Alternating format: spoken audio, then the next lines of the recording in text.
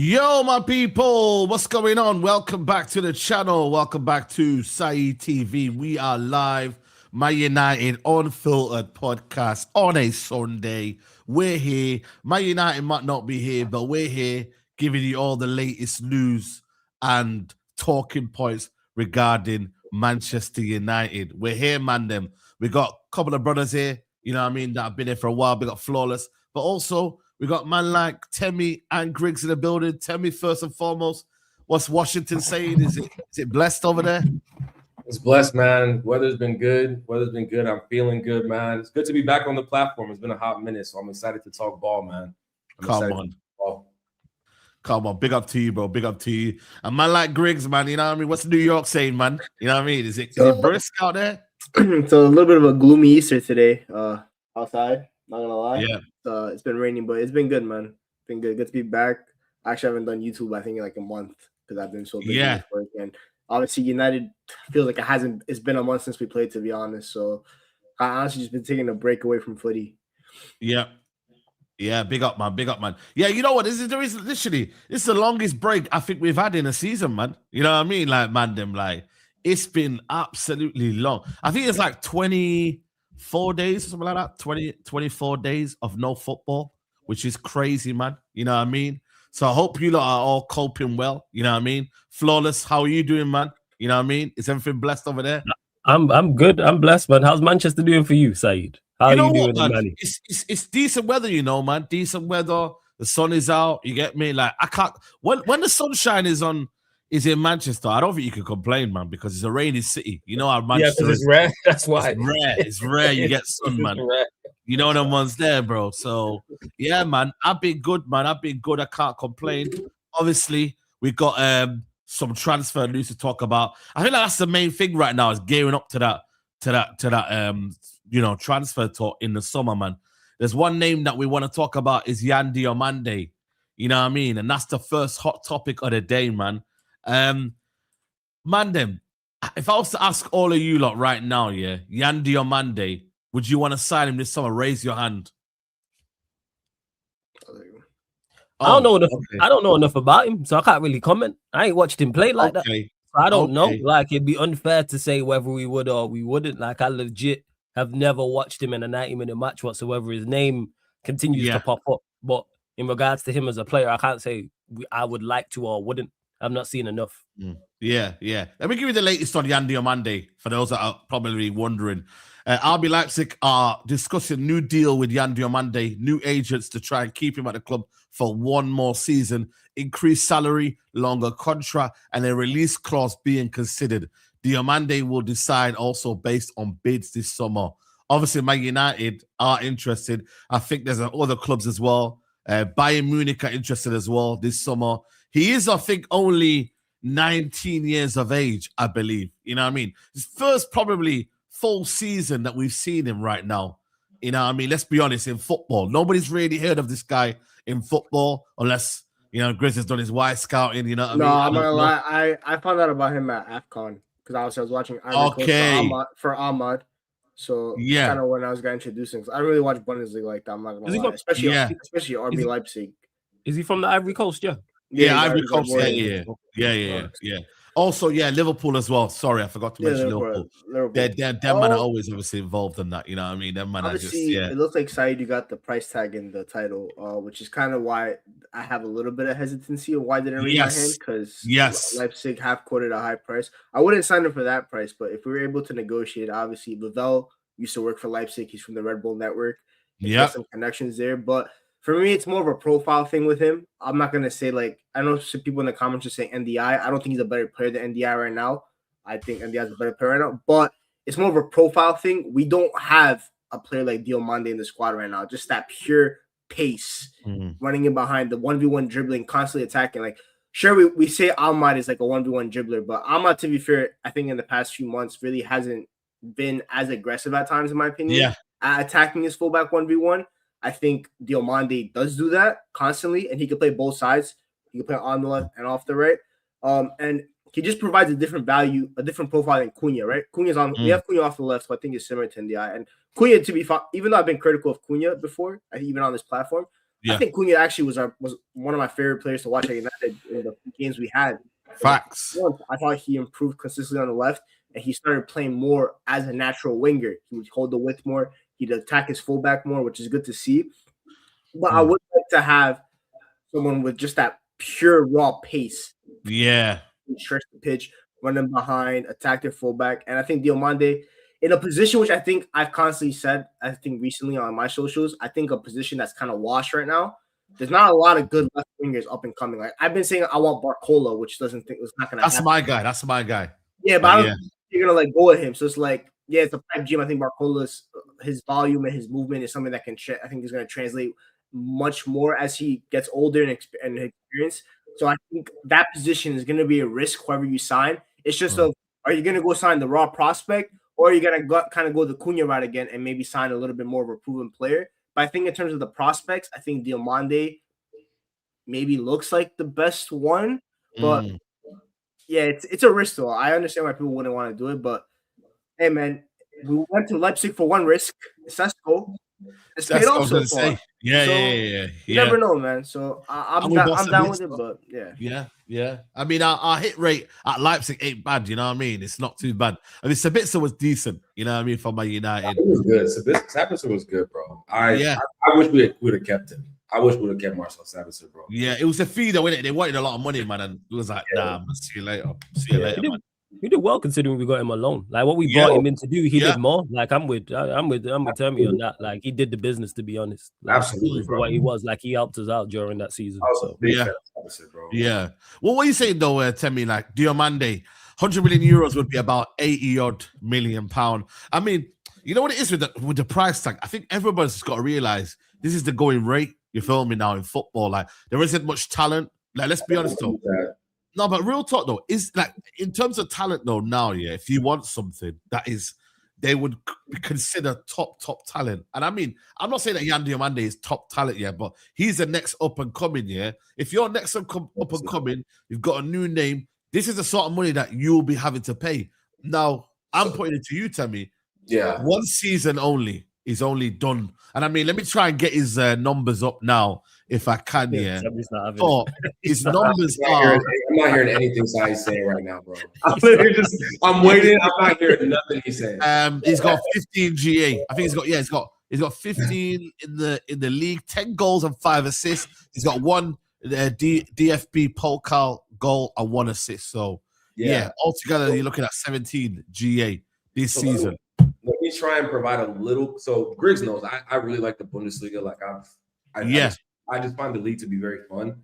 You know what I'm saying? I've watched a little bit of him. To Griggs' point, I saw him at AFCON as well. And this should be nowhere near our priority right now. A 19-year-old unproven winger in his current league. Like he's doing well, but like that's one season in the Bundesliga. Like think about like a Xavi Simons who like was killing it in the Bundesliga for like 4 or 5 years. He comes to the Prem and it's not the same. You feel me? Obviously, different profile of player. You know I was going to say, yeah. You can use Sesko as an example. Listen, I'm still very critical of Sesko, even though he's scoring goals. I think his role off the bench has been great, but I don't think he's Manchester. I don't think Benjamin Sesko is a Manchester United starter week in, week out. You feel me? Like that's not, as of right now. It's not now, right now. Okay, right now, I get it. Maybe I don't think he will end up being that, but I think his role right now is great. Now back to Diomande. Diomande is a decent young winger, but we have so many other things to focus on. That's Manchester United. Like to be spending. We need left winger though. We need a left winger though, bro. We need a left winger. Do we? Yeah, we do, by the way. Bro, we need a left winger. Are you mad? No, we don't. No, we don't. We don't. Are you kidding? It will be like listen, real quick. If we got an NJ, right? Like if you can tell me I'm gonna get a Premier League proven winger or one of the top wingers in outside of the country, sure. But we're talking about we don't need a 19-year-old prospect, especially. No, I get that. In the current state of the league, this league has never been more gettable. Like look at the club that's about to win the league.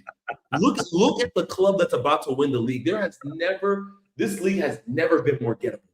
So this summer, our priority should be how are we going to get people into this squad who are ready right now? For all I agree with that. For all that, we're talking about Diomande. Listen, I wouldn't do this, but I'm saying if we want to spend $80 million for Diomande, just bring Marcus Rashford back. At that point, just bring Marcus Rashford back. And I'm not even a Marcus Rashford fan, but $80 million for a 19-year-old prospect that I promise you he would come into this side and he would not make an immediate impact. He just wouldn't. I wouldn't do it for $80 million. $80 million is crazy. 80 million, even no, Griggs, honestly, $50 million. I would be like, we need to spend that money elsewhere.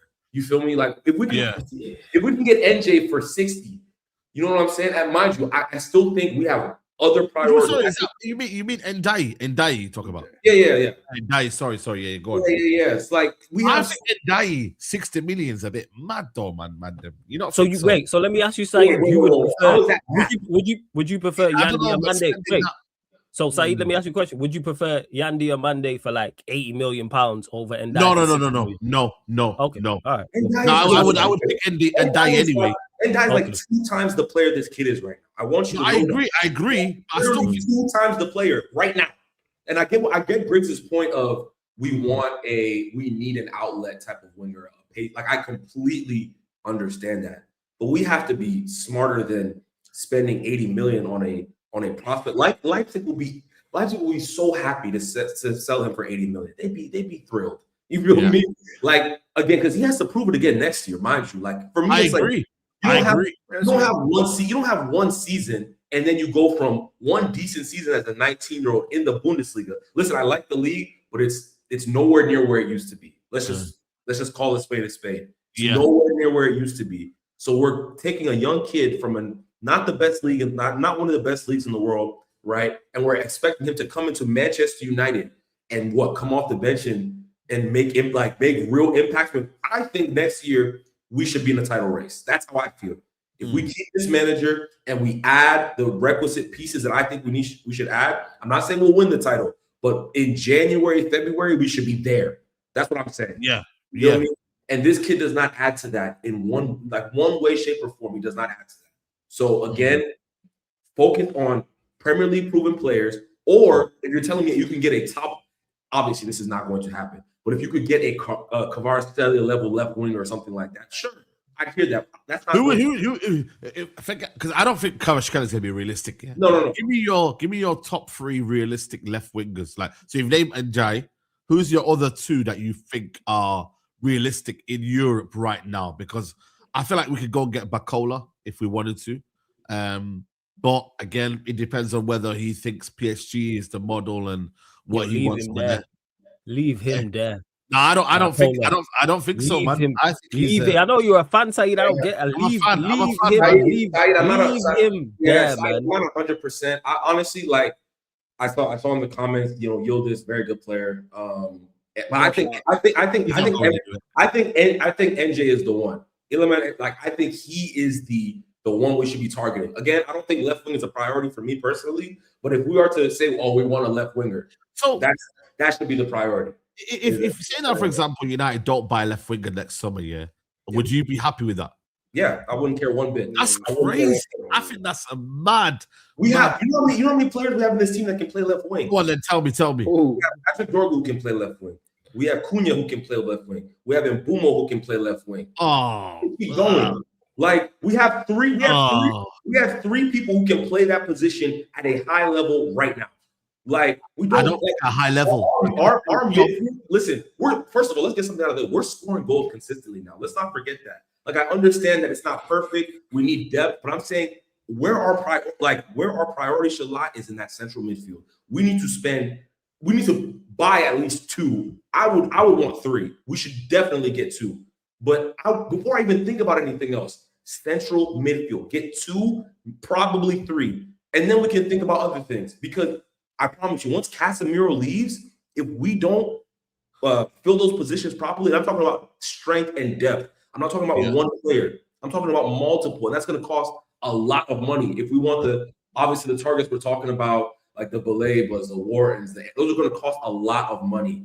You feel me? So we need to. Bro. You can't pull up to Bernabeu away with Bernabeu away or Patrick Dorgu as a left wing. I'm not gonna lie, bro. You can't. Why can't you? Why? What do you mean? Why do you mean you can't? Wait. Why? So Cunha. So we saying Cunha and Dogu. They got Queen is fine. No, I'm saying Queen is fine. Queen is fine. Still, Dogu was backup. Like again, like so. All right. So I think Dogu's back. If we start looking at, I don't think Dogu's a left back. You think Dogu's I don't see Dogu as a left back. I see him as a left wing. No, but the thing is, though, you're only saying that because he's played well in the left wing position. Like, he's a left back though. By trade, he's better forward. I get it. He's better going forward. Yeah, exactly. So he's better forward. So play him in the forward position and go inside the left back because you man are talking about left wingers. Our left back options are awful. So I think Dogu's a worse left back than he is a left winger. Luke Shaw's our starting left back. Can we address that? Get a left back. We can get a left back though. That's fairly. Yeah. So that should take priority over left. That should take priority over. That should take priority over the left winger, in my opinion. We are stronger at left wing than we are at left back. So you telling me we have better left back? That don't mean it's right for you to neglect the left wing though. I don't think it's a neglecting. I'm not saying neglect. I'm saying we have way more pressing issues. Yes. It's a priority thing. The midfield is gonna get addressed. I think yes, 100%. And I think we need a right back before we need a left back a left winger. To be honest, we need a right back. I just think you're telling me we don't need a right back. When I look at our attack right now, like I'm looking at it like in terms of who's like obviously you have Bruno who's been creating like the goals. I think Sesko's done well to get the amount of goals he's gotten compared to the minutes he's playing. And Buemo, in my opinion. There have been some concerns recently, I think, in my opinion, in terms of just he's gotten goals when we need him, but also the overall play has been questionable at time. I think just his technical ability in the past month has been shocking. Cunha stepped up, which I'm happy for him to do that, but I just think this team needs a little bit more of attacking. When you're you're going into 4 competitions, you need more attackers. Like whether that's to get a backup striker that can also play off the left. I don't know if there's options for that. Maybe they find a profile there. But I just think you need to go get – and I think if Everton say 50 to 60 for Ndiaye, I'm considering that because I think you have a guy also because he can also play both wings. Ineos like versatility. The one thing I've noticed with Ineos, they like to sign players that have versatility that can play, except Sesko, I guess, because he's a striker. Just only a striker. But – otherwise, Mbeumo can play up front and can play off the right, and I guess you could technically say he can play off the left.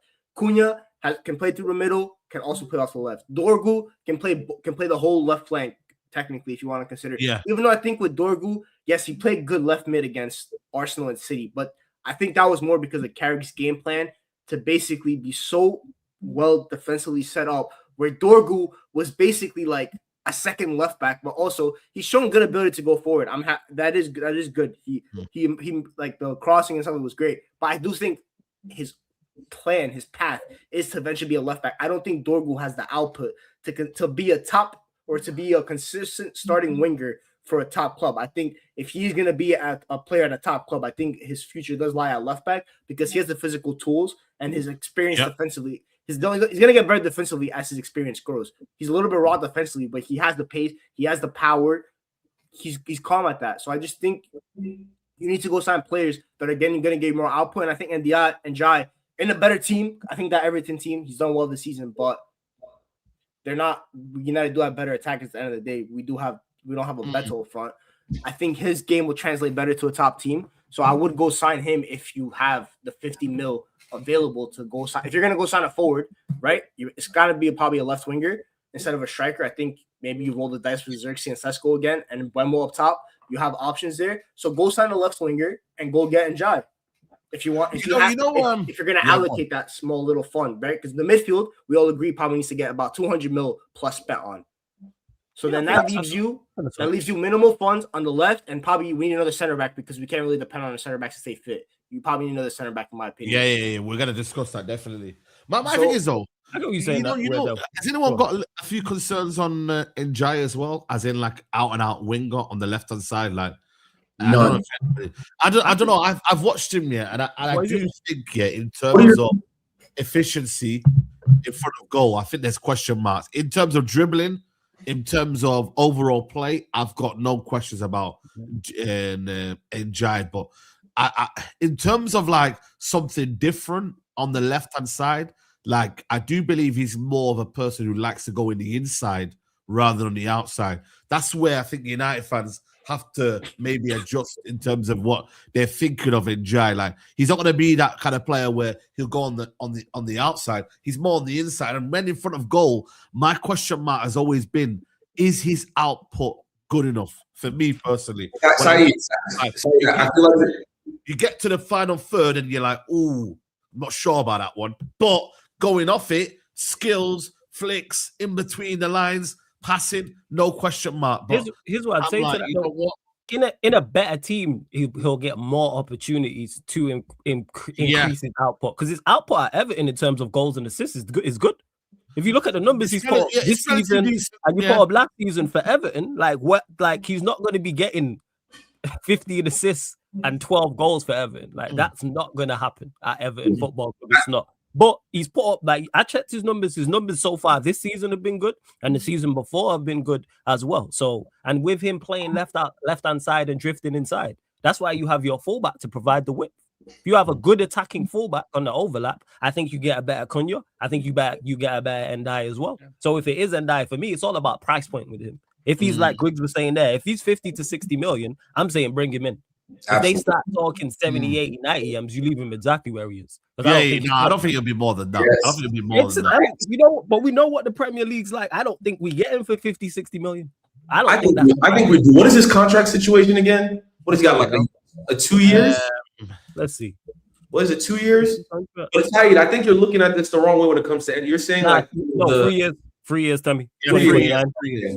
I still think Everton can't demand like 100 million for this, or 80 or 70. I don't think that's. They might be in Europe this year, though. By the way, they might finish in the European. They could. You know what? They could actually. They could make a late push for European. They're only like 3 points behind Chelsea. I see. Yeah. No, I think his overall dribbling ability is going to be such a huge asset on either flank. Like what we're struggling right now, not even struggling because we've been playing well. I think Michael Carrick has set up this team very well. I think what we're missing is that little bit of like ingenuity. Like Cunha, like I like Cunha, but I don't think his close control is as good as like an NJ, right? Where he's just he has that close control ability. He can, you say he doesn't go out on the outside, right? But if need be, he can do that. 90% of wingers these days are cutting. It's like that's just the nature. That's just the game these days. You feel me? But again, I think he would be a huge get. We need Premier League proven players. That's what we need right now. You feel me? We need people we know they can like Mbumo. You can like Mbumo. You can dislike his how he's been playing, but you cannot deny his impact off the ball and what he's giving us. That Premier League experience, that know-how is important. Cunha, he took a little while to get him, get his feet under him. Now look, but it's just you just need that time to bed in, and Premier League proven players can do that quicker. So honestly, if I was Ineos this summer, I'm not worried about looking outside this league. Do what we used to do in the 90s, early 2000s, plug the best players from these smaller clubs and go and do the business. That's what we've always done. So I think you're right. I think for me, it's one of them ones where the market ain't great anyway, to be honest with you. Like, I'm not even got like a list of names for you. You know what I mean? Like, the fact that people say big back Marcus Rashford back that's the job of the scouts. Like, I get what you're saying. Like, when you look at the obvious left winger market, there isn't many names. Like, people will say Ndai, people will say Yan Diamande, people will say Barcola. There isn't really much inside the Premier, because the left wingers inside the Premier League, let's be real, are off. When you look at the left wing options, just like throughout, there isn't many. The whole market, though, like there's no more. And then when you look outside of when you look at your Barcelonas, of course, you're not going to go get a Rafinha. Rashford's their backup, who we don't want. Real Madrid got Vinny and Mbappe. You ain't getting either of them. You got Kvaratskhelia at PSG, and then there isn't really. Luis Diaz is at Bayern Munich, who Liverpool fans wanted out. We watched, and none of us was like, go get Luis Diaz. So this is now the job of the scouts to go and identify this. There is left wingers out there, yes, but there just isn't obvious. This is what you're paid to do now. Same way they went and got Lamens, and none of us knew who he was, and we all go, we'll go. If we're spending 15 to 30 million pound range on these these unproved, like no one cares. No fan will be like, oh my god, if you're spending 50, like we did it with Lamens. We did it with oh man, who am I? I'm forgetting the name. Like, what we, man. Mazraoui, thank you. Mazraoui, yeah. If we're spending like these small these fees, like those things go a long way. Like Mazraoui, like what a player. 12 million for Mazraoui is brilliant. What a player.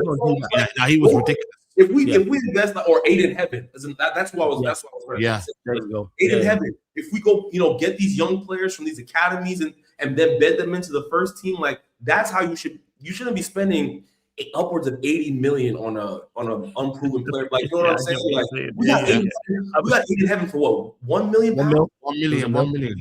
Yeah, Ineos's recruitment has been good. It's been good. It's been very good.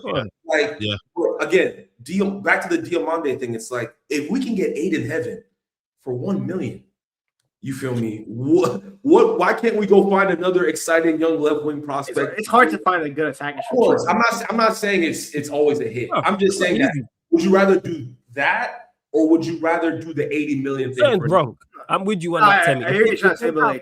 If they can't find a left wing, let's say you said 15 to 30 million, so we'll use that. If they can't find a left winger 15 to 30 million that can play on the left wing for Manchester United, something's gone wrong. Like everybody should be fine. I don't think there's many. There's not many in regards to obvious. I'm with you on that. There isn't many we can pinpoint. You telling me in the whole world of football you can't find a left winger? I'm really trying to dig deep into like that, the really smaller leagues that I'm trying to think of. And there's I get the list. All right, you know what it is, Griggs? I'll go one further. It's now the 5th of March, 2027. We're gonna be sat here on this show.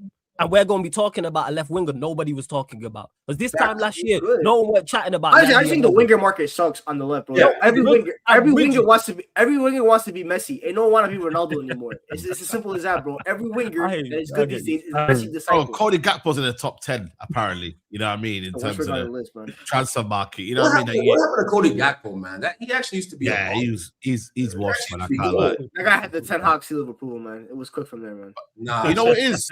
Look at Nico Williams. He's fell off here, and you know what? He was the biggest talking point 2 years ago.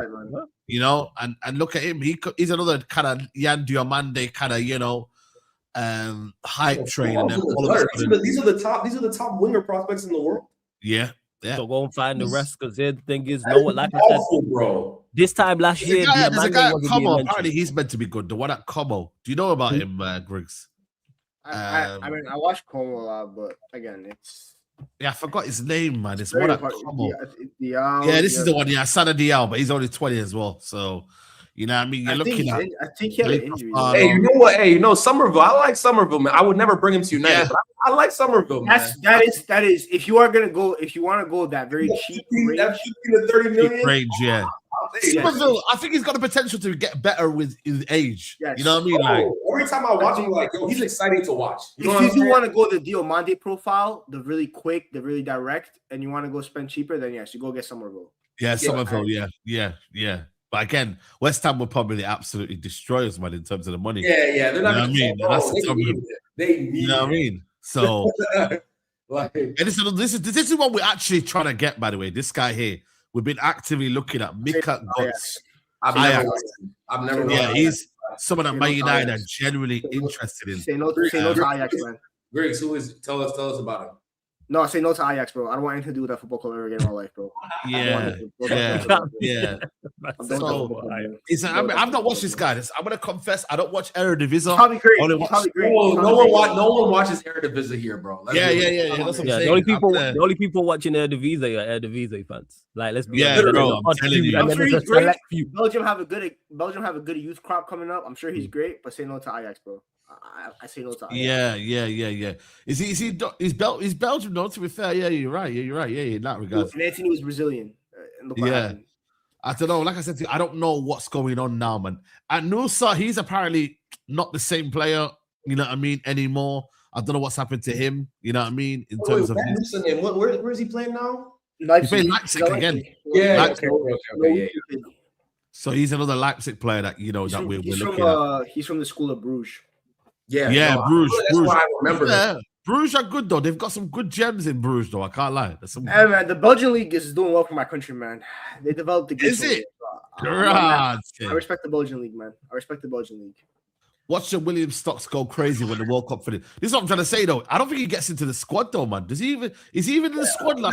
He'll get in the squad. Nah, I don't know, bro. They got Bayeno, they got a couple of other guys that can play in that position. They won't play with like a direct left winger. I don't think Spain. They'll have one they'll have your Lamine Yamal, and they'll have someone that left hand side that basically just tracks back. I reckon it'll be Bayeno or someone like that, that will be on the left hand side. I don't think it will be. The Spain left winger has the easiest job on the planet. All the attention is on Lamine Yamal. All you gotta go do is be on the other side and just don't be a bum. That's your whole job. Don't be a bum. Yeah, that's it, basically. I think he'll play.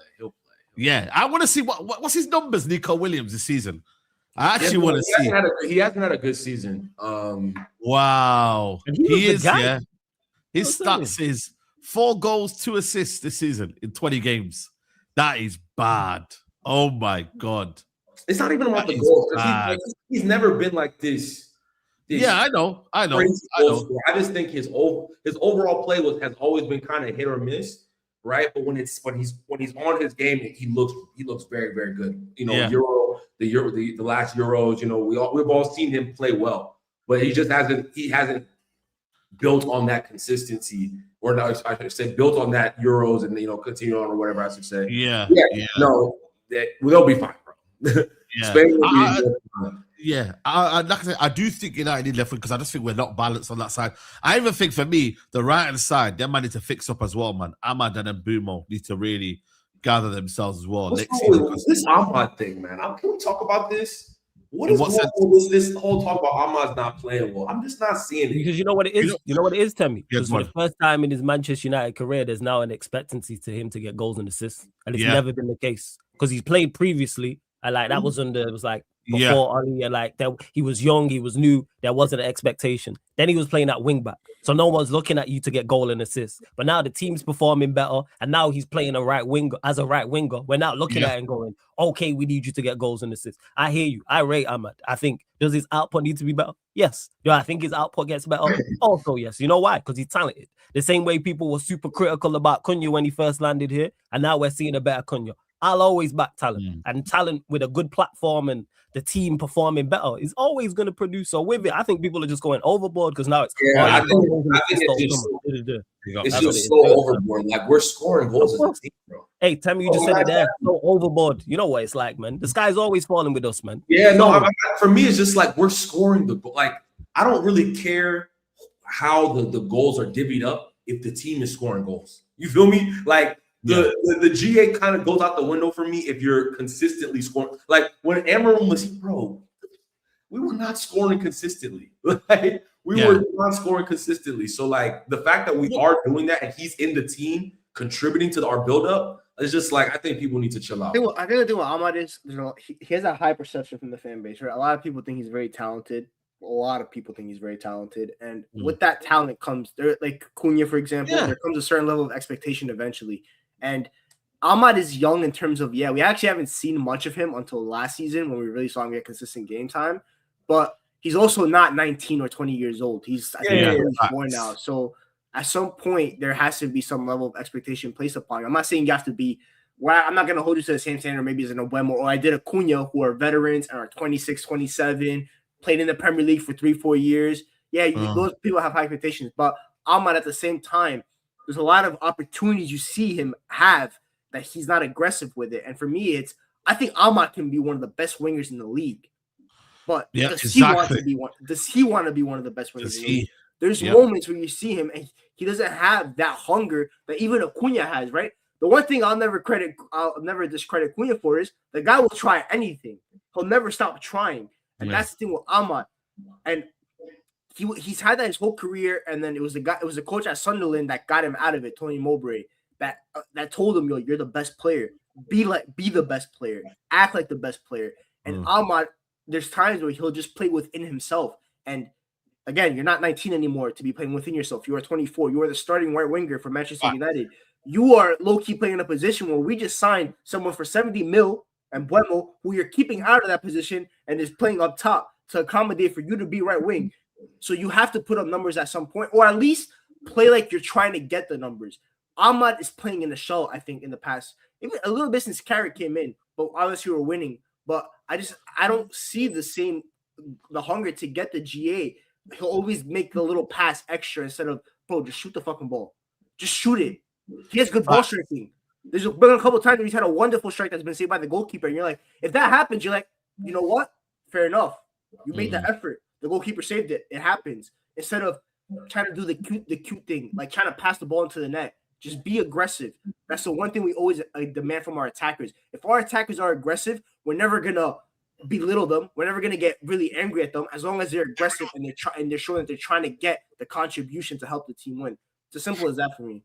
I agree. I think for me, it comes down to, like, even though it's not saying that change as a player, yeah, but I think you just got to demand more from our players. Like, naturally, as fans, like, you know, what Ahmad needs to do more is to be a bit more selfish in opportunities where, you know, instead of passing, shoot. You know what I mean? There's been opportunities where I'm like, yo, you shoot here, but no, it's pass. And he is a pass-first kind of player, but it's just having that oomph in it, like that kind of drive to be a bit more ruthless in front of goal. You know what I'm saying? This is why I keep saying why we're having a few of the similar players, you know what I mean? Like Njai, Ahmad, like they're good to watch, but are they going to get you the goals and assists to get you over the line? And it's a mix though, Saeed, because then we'll be critical of him, and it's right to demand more, but then we'll be critical of Bremo for his overall gameplay, even though he'll get goals and assists. Yeah, because you're going to have attackers who are shoot first, and then you're going to have attackers who are pass first.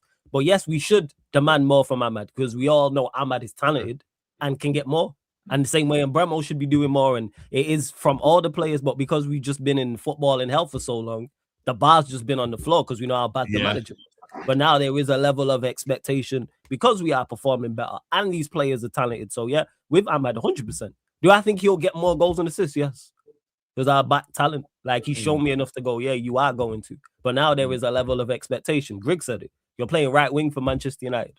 Of course, there's going to be expectations for you to produce, as in any especially attackers at Manchester United. So we'll see how it goes. I think the expectation for Manchester United strikers is like at the end of the game, like our 99 our triple winning season. I think Ryan Giggs scored like 4 goals. Different era though. That's the difference though is there is though you're playing 4-4-2. Have Bruno then you just say, oh, Bruno's the one carrying the load for goals and assists, right? And then you can say, then you don't have to worry about that, right? That's what we're talking about, different eras and stuff. Like, I think he's playing well outside of the G&A, and I get it. We want more, and I want him to score more goals, more assists. Like, but at the end of the day, it's just like he's contributing to us winning games every single week. Like, and the games that we've drawn, there's been a lot of fluke stuff that have happened in those games. Let's be real. Like a lot of. I think there's instances where we take the GA part out of it, and he gets the ball, and he'll pass it back instead of dropping the shoulder and being more. Yeah, exactly. Stuff like that. That's it's the same thing with Mbeumo, right? I'm not always gonna get mad at Mbeumo if he has a bad first touch, because I don't think of him as this technically refined player unless it's like a really bad first touch. But the Newcastle game where he had the ball on his left foot and instead of shooting it across goal, he hesitated. It's the stuff that you're actually good at, but you're not doing, that I think is what pisses off people more about Ahmad at times as well. It's, bro, you're the best dribbler at this club. We all know that. He is the best dribbling forward we have at this club. So when you get the ball, sometimes he's double team, right? And he had no choice but to pass back. But I see a lot of constant, like, get the ball, pass back, get the ball, pass back. Maybe it's tactical instruction. I'll give him that benefit of the doubt. Yeah. Maybe it is tactical because Carrick does like to play very slow football. But also, at times, I said this, you just sometimes have to ignore your manager and play off instinct at times. Sometimes that you have to play off instinct. And Ahmad needs to get the instinct of being ruthless, whether it's dribbling, whether it's scoring, and multiple other factors. Because last year, I saw a guy that was pressing all over the pitch. Demon. Yeah, demon. How do you get the instinct to be like, it's either you have it or you don't, right? Like, I think Ahmad naturally is not this, like, I'm a shooter, like a Rashford or something. No. He's more, I'm going to make the right decision in this situation, and that's going to help us score goals. That is the type of player he is. You feel me? And again, I want to repeat, we as a team, we are scoring goals. And I think next year, when we add to this team and we get better, we will score more goals. So, like, this, again, remember, we benched him the other day, right? Because it was, he's not playing well. We benched him. And who did we drew? Was it West Ham we drew against? When he didn't play? Palace. He got benched against Palace. Yeah, I think it was West Ham. Yeah, I think it was West Ham. Everyone was like, start Sesko.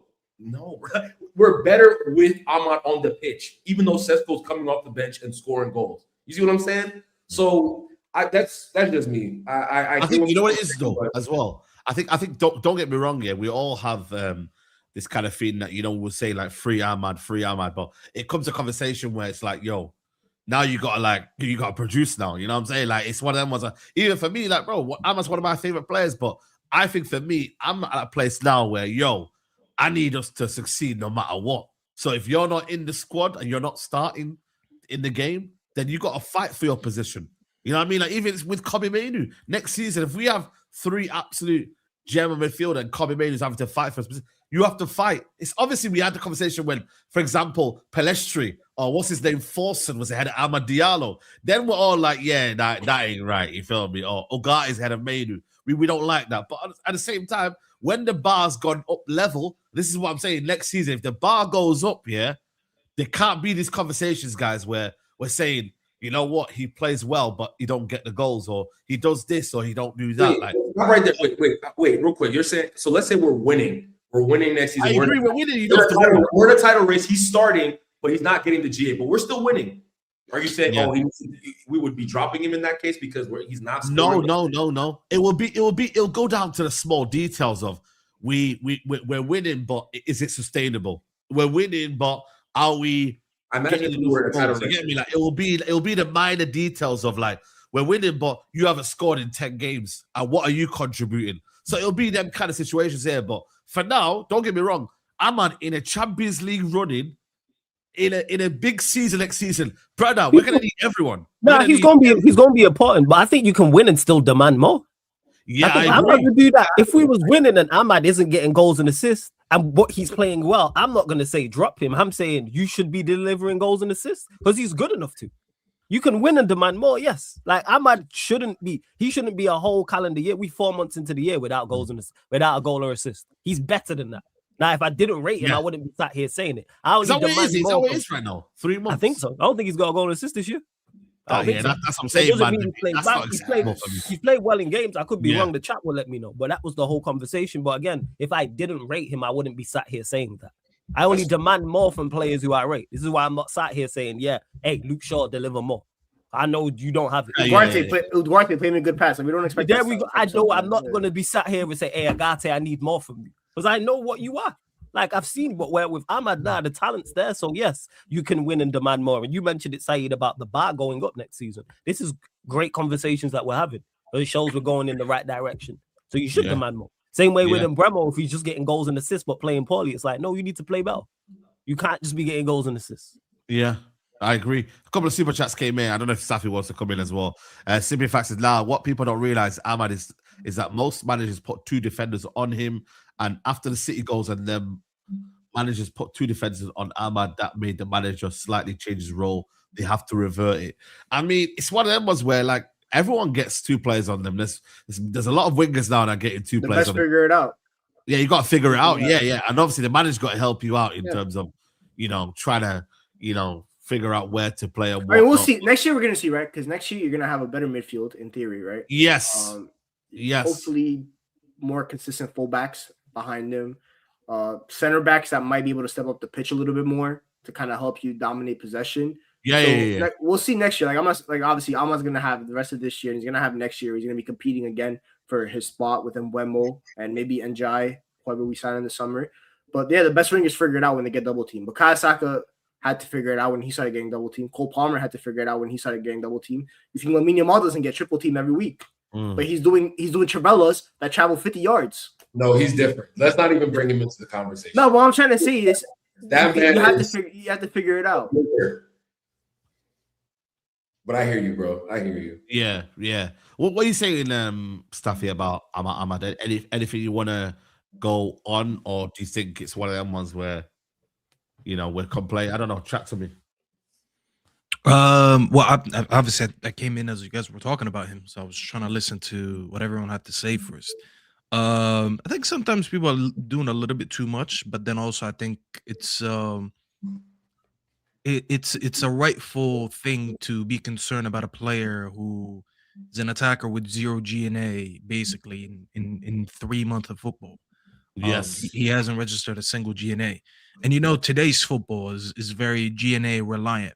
Facts. I think Temi made a very good point. As long as we're winning and he's on the pitch and he's affecting us in these wins, do I really care that he got the GNA? No, I don't, because we saw those 2 games. He didn't get benched 1 game; he got benched 2 games in a row, and then that's when we brought him in that last game and took out Sesko. You saw how much you lose when he's not on the pitch, because he's like the only true winger that we have. And Boom was more of an inside forward. Cunha, I don't know, he's a mix of so many things. He's attacking minded, but you can argue that he's maybe more of a midfielder or a 10 than a winger. But then you look at Ahmad; he's the only one who actually like picks up the ball from deep, runs with it, stays on the wing. He stretches the pitch, likes to take on his man actually on the wing rather than always just going to his left.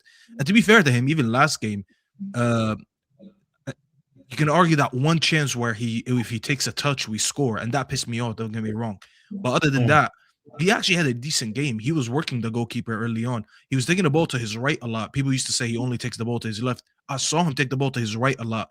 Go to the wing. Sorry, not to the wing. Go to the byline, put a cross in. So he was actually doing well. The GNA is concerning. Don't get me wrong. I saw a video the other day where it was like a United account that posted. I don't know. I'm sure you guys saw it too, because it was like circling on the timeline. And it was like a game from us last season in the Europa League. I can't remember against who. And it was like when Diallo made that stupid pass back to Onana. The attacker got it. Onana came out, made a mess of it, and then he had to win the counter right away. And then Garnacho missed the chance. So it was like a video to mock how bad our build-up was and how bad our finishing was. Yeah. But then I paused it at a point that no one looked at. If you guys see this video, and I'm talking to the chat right now, if you see this video again, pause it at this moment. When Ahmad passes the ball to Garnacho, I looked at that and I was like, this is the biggest issue with Ahmad. There's absolutely no reason why you're not taking that shot. He picks up the ball. I think Rashford played him the pass. He picks up the ball, cuts to his left, and he could easily get a shot on target. And he chooses to cross it to Garnacho instead, or pass it to Garnacho on the floor. And I was like, I looked at him. I was like, I think this is why Ahmad his ceiling can always be like a very good Premier League player. But I don't think he'll ever reach that stardom in the Premier League because he's not hungry enough for it. And don't get me wrong, I appreciate players that can play the Robin role very good rather than always want to be the Batman. Every team needs a bunch of Robins. You can't have everyone being Batman. That was Garnacho's biggest downfall. He wanted to be the Batman on a team, but we all know he was never good enough to be a Batman for anyone, and he wasn't good enough to be a role player. Everyone needs role players. Everyone needs players that want to press, want to pick up the ball from deep. They want to run with the ball. They want to make the assist before they shoot. All these things are good. But I think you guys all pretty much touched on that. We all know that Ahmad has the talent to be that, but he doesn't. I guess he doesn't have the mentality. I guess like he's that guy that probably thinks my best is to be a B plus player, but I can never reach that A level player. So. I'm not really stressing too much over it, as I said, and as Temi said. As long as we're winning, I'm good with it. Fundamentals, isn't it? Yeah. I think he's a very good. I'll tell you this, and we'll wrap it up with this before we move on to the next topic. I think Ahmad is a very good rotational / squad player in a very, very good team. Someone who doesn't play all 38 games of the season. He's not the first team on the name sheet. He's not like, he's not like when we had Ronaldo. Like Ronaldo had to be on the team sheet every day. No, he's not like that. But if you have him starting games, coming off the bench in games, rotating when we're back in the Champions League and playing in the Cup and stuff like that, I think he's a very good player to have in your squad because he does bring a lot of quality. But is he going to take that step to be that A-level player? Honestly, I don't think so. But as we said, it's probably up to him because it's all a mentality thing rather than a talent thing. Yeah, I agree. I agree, man. Big up to everyone locked in. Make sure you hit the like button, guys, man. We got over 700 in the building. International break, you know what I'm saying? We're still cooking, so make sure you hit the like button, chat. There's a player centre back role that we've been linked with. To be fair, think we United need a centre back, more so left sided. Again, youngerish. I think he's 22, 23, I believe. Castello Lukeba is expected to leave Leipzig this summer. Another Leipzig player. Club's on alert. Release clause is worth 80 million euros. Which is around about 65 million, but can be negotiated and the price can be lower. Leipzig expect consider bids as player wants new challenge, as this journalist who is quite reliable, has suggested. I mean, Lukeba, let me just quickly check his age. Lukeba is 23. So he's 23, 24 this year. So for the centre back, it's still young. You know what I mean? In that regards. I mean, anyone watched a lot of him? Like, I want to say I've watched a lot of him. Griggs, have you watched anything of him? I watched him more at Lyon, which was a few years ago now. I didn't watch much of him at Bundesliga. I know he's highly rated. He's a good player, but I don't know if we need a center back that badly. Yes. 80 million? We do. Not for 80 million, but we need a center back. Yeah, we do need a center back. We have 5 that are well above decent. Yeah, but how many of them are actually going to play games for us? I mean, obviously there's current injuries in the side, yes, but like the issue, right? The Ligt is a back injury, which is plenty. Like, you know, obviously the Ligt will be back next year. He's gonna start. He's our best center back. He's coming off a back injury though, so you don't know how. Yeah, you don't know how. Yeah, he's gonna recover. We shall see. So if we sign him, is it to be in the first team ahead of Martinez? He's not starting over De Ligt and Martinez. He's not. No, because he's left footed, so it's the left side. So I'm asking. No, tell me. I'm asking the question. I have a question though. How sure are we De Ligt starts, bro? Because don't forget, Amorim's not here. Ten Hag's not here. It's a whole new gaffer that De Ligt has. If he's fit, he starts. He's our best centre back. He's our best centre back. He's our best centre back. No, but he might be best centre back. He's our best centre back. He's our best centre back. I agree. I don't think he's our best centre back. First of all, I think he's our best centre back to you. I think Lisandro Martinez is our best centre back. Okay, do you think he's second? You can pair them together if you want to. What are we doing here? I'm asking the question. I want to hear this, Greeks. Is he our second best centre back? I think pure defensively, yes. Griggs. You're the manager. Everybody's fit. Who you starting? Who's your first two centre backs? If you're the manager, opening day of the season for the foreseeable, everybody's fit. All centre backs. Who's the 2 centre backs you're starting? I have my answer. The issue I have is I think our 2 best centre backs are both left-footed. So which is those 2? Talk to us. Which is I think Aiden Heaven and Lisandro Martinez. All right. So would you start? So would you start Heaven and Martinez over De Ligt? Well, you can't play 2. You just can't play 2 left-footers. It's unconventional. You can't. Yes. All right. So we got that. So is De Ligt in our? Right. But I have a question. Do you think if Michael Carrick's at the job? Can you answer mine first, and then I'll answer yours? No, I'm trying to say. No, I don't think. First, I don't think De Ligt starts. Any question you have for me, I'll answer. But is he in our first 2 choice? Is he? I don't think he is, and I don't think he is, honestly. And also, so you would prefer you're the manager. You'd start Heaven and Martinez above you. Yeah, I'm not even arguing against that. I'm just trying to gauge where you're at. I try to think of the league. First of all, for what United are going to aspire to compete for next year, I just think his ball playing ability is such a net negative. All right, so you don't have him top 2. Go on. What you want to ask me? Go on. Do you think Michael Carrick, if he's the permanent, do you think that Michael Carrick starts Matthijs de Ligt over Harry Maguire? Yes. Yeah.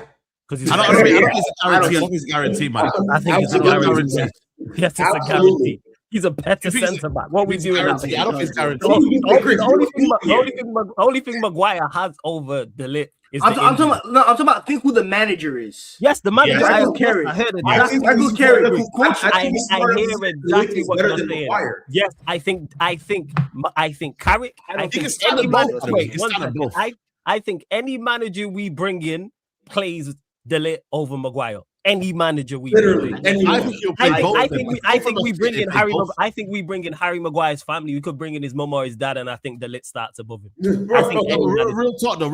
If they both of them are fit, I think he starts both of them. I can't lie to you. He starts. So you think Martinez gets dropped? Terrible. Let's say they're all fit. You think Martinez? The reason Martinez, the guy is not reliable right now. No, he's not in the equation. I don't see them all fit and available. I don't see them all fit and available. I'm with you on that. I am with you. Like my biggest issues with our 2 centre backs is I think our 2 best centre backs are both injury prone. Hence why when people say go and get a centre back, I hear it. But we have other areas to address. Hence why I'd run it back one more season because I like the 5 we had. With Martinez and de Ligt, Maguire, Euro and Heaven. If that's our 5 next season, I hear it. Now, if they continue to be injury prone, you go and address it. But I like that as a 5 again for next season. I will go with that. That's what I'm saying. You have to be very careful because let's look at Arsenal. Yeah. Arsenal have got about 10 centre backs here, yeah, and even they have been stretched in that area where if you look at it, Gabriel was out for a couple of months. Yeah. Saliba was out for a bit. you're looking at Mascara's been out for a bit. They've all been out for a bit. Do you think our backup centre backs are better than their backup centre backs? Do you think Heaven, Maguire, and Yoro are better than Hincapié, I think Mascara, and who's the other one? I think the only one that's really like I thought, you know what, like if you put it on, Hincapié has come in and I think he's done a solid job. Yeah, I think definitely. I'm not gonna lie to you. Mascara has shown that he's capable, but there is like still question marks whether he could do it on his own. You know what I mean? Even last night, look at Southampton game, a few shaky moments, but all in all, it's Saliba and Gabriel. My question is though, my two centre backs here are always going to be De Ligt and Martinez as a 2, but it's Champions League football, Carabao Cup, FA Cup, Premier League. It's a grueling kind of time here. I think you need one more left side centre back. I think right side you've got De Ligt, Maguire, and Lenny Yoro. I think them three can be enough to rotate. Let me ask you a question, Saeed, then. Would you sign a left-sided centre back to start over Martinez? Yes. Schlotterbeck. Yes. Okay, so you go and get one. All right, that's okay. Schlotterbeck. If you now got Schlotterbeck, that would be amazing. What are they saying? I like Nico. First of all, I like Nico Schlotterbeck, but like, what is the price they're saying for him right now? You know what? I don't know. Man. Chat will have to. They're saying 25, 30 mil for Nico. Bring him, please. I will. Bro, German defenders hype, bro. We were talking about Lukeba, and I was very happy. I was very happy with where this conversation was going. You're telling me we're going after a left-sided center back. Nico as a rotation center back, please. That's no issue. Listen, this is not necessarily a Schlotterbeck hate campaign. I don't hate. Sounds like it. No, Saeed. Well, this is why I'm here to educate. I didn't say Schlotterbeck hype. I said German defenders hype. When there's French center backs out there to get, you go and get the French center backs, especially that it's Lukeba. Lukeba is a much better left center back, respectfully, and better than Martinez. What'd you say? How many times you watched the release clause? Well, I hate. You know what, Said? I hate when people ask that question because you know what? You need to be able to compare them together. I think it's valid. I think it's valid to ask someone how much have you watched of someone, not how many times. Because I hear that question being asked a lot. I never sat there with a pen and pencil or a notebook and I was like, let me write down. Like I have team names, and every time I watch them, I just put one tick next to them. I can remember who I watched the most. Have I watched a lot of Lukeba? No. Have I watched enough of Lukeba to form an opinion on him? Yes. I think he's a very good center back. I think at his age, because of the generation of French players that are going on right now, a lot of these early 20-year-olds, 21, 22, 23, they're not kind of getting the glamour that they would get if their national team wasn't as good, because we've seen how good their nation is. They have so many players. That's a good point. You feel about 4 or 5 teams that can compete in the World Cup. Lukeba is very good, bro. How many of them are actually performing well, though? We talk about all these French center backs. We talk about all these French center backs, you know what? I was talking about the French talent in general. What would you say his main strengths are? Lukeba? Yeah. Like, what do you think about him? You look like, what's he best at? So what's really important for me is I'm not a big fan of Martinez as everyone else. I think I've been very vocal about it here. I think he's elite on the ball. I'll never deny that.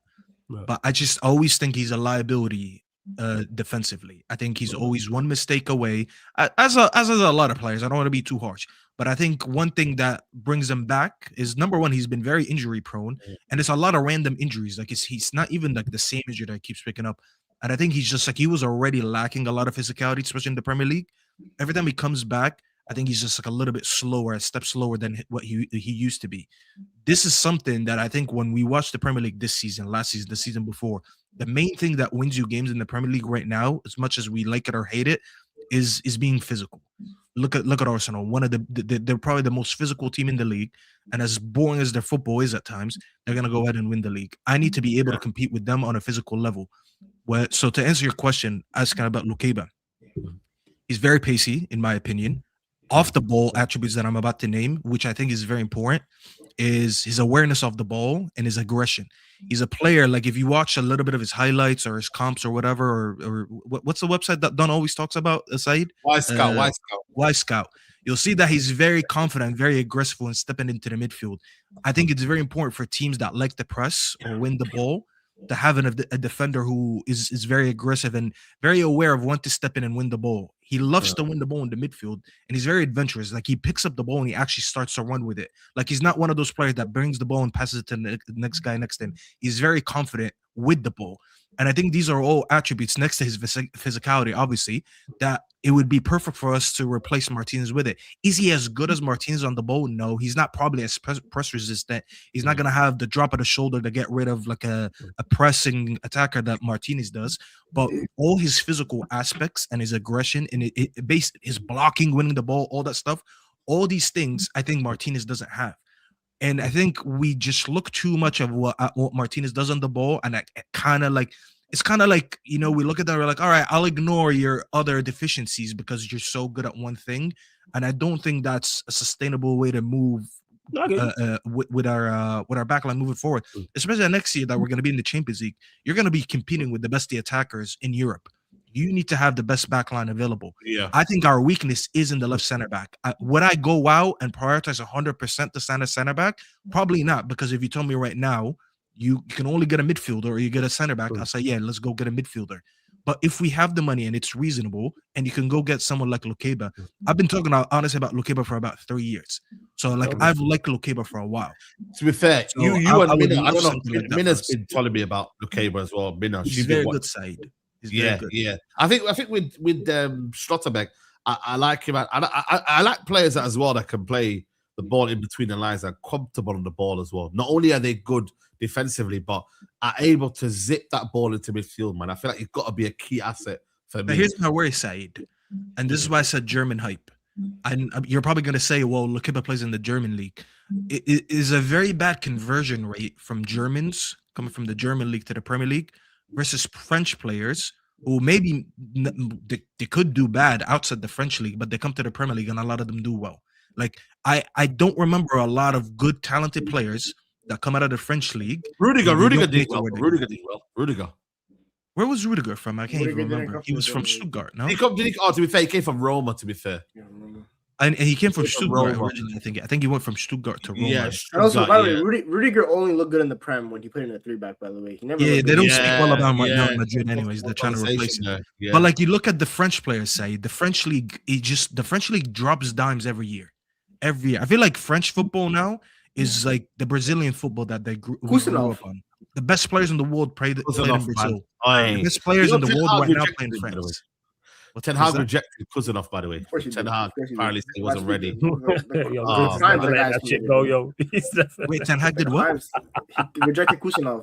We were Kusanov's first choice. Ten Hag just rejected Kusanov. I'm telling you, bro. The Dutch, wallahi, bro. The Dutch have a thing coming for them. These people. Shout out to the Dutch. The Dutch footballing personnel. If you're a player or if you're a manager, anything that's related to Dutch football. You guys committed a lot of crimes recently, and you will pay for it eventually. I don't know how, but you will pay for it. Center back's a tough position to recruit, honestly, because in today's football, your center back needs to be good on the ball, needs to be quick, needs to be able to defend the wide channels, needs to do this, needs to be able to step into midfield. They're gonna always give you a Bozo moment, no matter what. You're not gonna find the perfect center back. Even Arsenal's boys have been showing that lately too. Yeah, it's tough. Schlotterbeck. I don't know, man. If you're gonna replace Martinez, obviously, like Stafford said, you're not gonna find someone with Lissandro's ball playing ability. The guy's a midfielder that are just playing center back because he didn't have the engine to play in the midfield. But on the ball, you're never gonna find someone as good as him. But if you could find someone with about 75% of his ball playing ability, and then you will improve massively the physical capabilities, which is being aerially dominant. Because right now, in my opinion, I think Maguire is the only guy that we have where I look like. Because with the Ligt right now, bro, I don't know how he's going to look. Because that back injury, by the way, was meant to be a month injury. It was only meant to be a month. And we're not going to see him for the rest of the season. Facts. So, and back injury. No rush. Yeah, but it's something that you just don't, like, you might not come back the same from. Like, we just don't know how he's going to It's a weird injury because no one even knows what it is. Yeah, no one knows what it is, bro. Some people say some judge from his ex-wife. Yeah, some people say it's juice from his ex-wife, but like, no one knows what it is. So, God knows. So I think it's like, and you look at someone like Kusanov that came in, right? Just rapid, good on the ball, young, so not experienced, but he does 95% of the job. That's why before he signed an extension, my top target was Upamecano. That's what I wanted to sign. Yeah. I want Upamecano. And now people say, oh, Upamecano on the brightest lights always collapses like that. But that's top center back. He's one of the best ball playing center backs in the world. He's quick, he's aggressive, perfect. And if Lukeba can be that, he's still young. I haven't watched him as much lately. Then great, go sign him. But you need to go sign physically dominant center backs. That is what football is going into now. They have to be physically dominant. If they're not, then they're not going to be good. Because Lenny Dora, for example, was meant to be the prize, the crown jewel. And we're not even talking about him 12 months later, 18 months later, potentially starting next year. That's not good. I think, listen, here's the thing. I feel like we're over. I understand obviously we need to assess our players, but Lenny Yoro is plenty good enough. Obviously he's a rotational center back, but I think he's gonna get better. You feel me? Aiden Heaven is going to get better, and these are our bench. I think. Well, I said you guys stop here. I said this. I think Heaven's a better center back prospect than. I didn't agree with you, but you did say. I know. I didn't say you agree with me. I said I told you this. No, I think Heaven and Euro are honestly right here. I genuinely don't think there's a seismic gap. I think Lenny's just has a bit more of that recovery. I think Heaven's got a bit more nous in terms of if Euro makes a mistake, I think he has the ability to clean it up faster than Heaven, right? But I still think Heaven's a fantastic player. Those are two youth options. I don't like personally, but you can't lie that he's not. He's been solid for a majority of the time Carrick's been here. Yeah. Or this year. He's just been solid, steady. Stafford doesn't rate Martinez that much. I rate Martinez personally. I think what he offers on the ball kind of covers up a lot of those deficiencies, because when you have the ball, right, when you have Martinez, you're generally going to dominate possession. You feel me? So that kind of alleviates a lot of that not transition, but I'd still keep him in the squad. Don't get me wrong, Timmy. I'm not saying just bid him, get rid of it. Yeah. No, I'm just trying to think. United have to come up with a plan of life after Martinez, and it needs to happen sooner. Yeah, he's been here for 3 years, and unfortunately, there's more than that. What was it? It was the last 2 games. He just randomly picked up an injury, and we didn't hear about it until the day before the game or whatever. And they said it's minor, and he didn't play 3 games in a row. So clearly, 3 games in a row, man. It's dodgy. I can't lie. So it's always something random, and it's so you know what it is. I don't like. I know I called him injury prone, but I actually don't want to call him injury prone. You know why? Because every injury is a completely different thing. Injury prone is when you consistently get injured in the same area in your body. You're known to have a bad hamstring, a bad calf, a bad thigh. The thing with him, he broke his foot. What was it? The metatarsal, and then he did his ACL, and then I think he was out this season. I forgot what muscular injury. That is actually not the correct definition of injury prone. Injury prone is when you repeatedly get injured in the same area. He just randomly gets injured, and it's all freak injuries. So it's it's a part of it. It's very bad luck as well. But my point is, I'm looking at United, and when we're discussing United right now, and maybe I needed to be clear in the way that I talk in the beginning, I look at a Saeed right now as a team that next season, our aspiration should be to compete. I'm not taking anything less. I'm looking at a team that not necessarily is going to win. Please, guys, because I don't want anyone to collect the receipt and be like, oh, remember last season you said we're going to win? That's all I'm saying. We are in a situation right now that I think recruiting this summer should be recruiting to compete. If you want to compete, I'm looking at certain elements that we need to be solidified in. One of them is our center back partnership. Am I saying we need to have the best center backs in the league? No, I said that on Mandem Talk side. Remember we were talking with Nordin.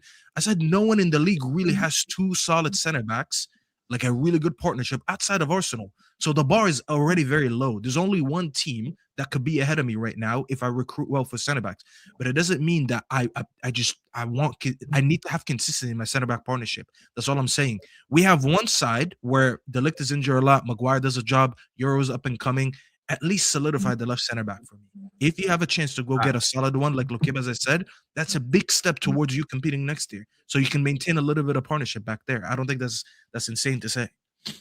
Yeah, I agree. I think for me, it's one of them ones where when you look at the squad, it's just got to be to the point where, looking at Man City now, they've got Gavadio who should come back next season, Gahey, Cousinov.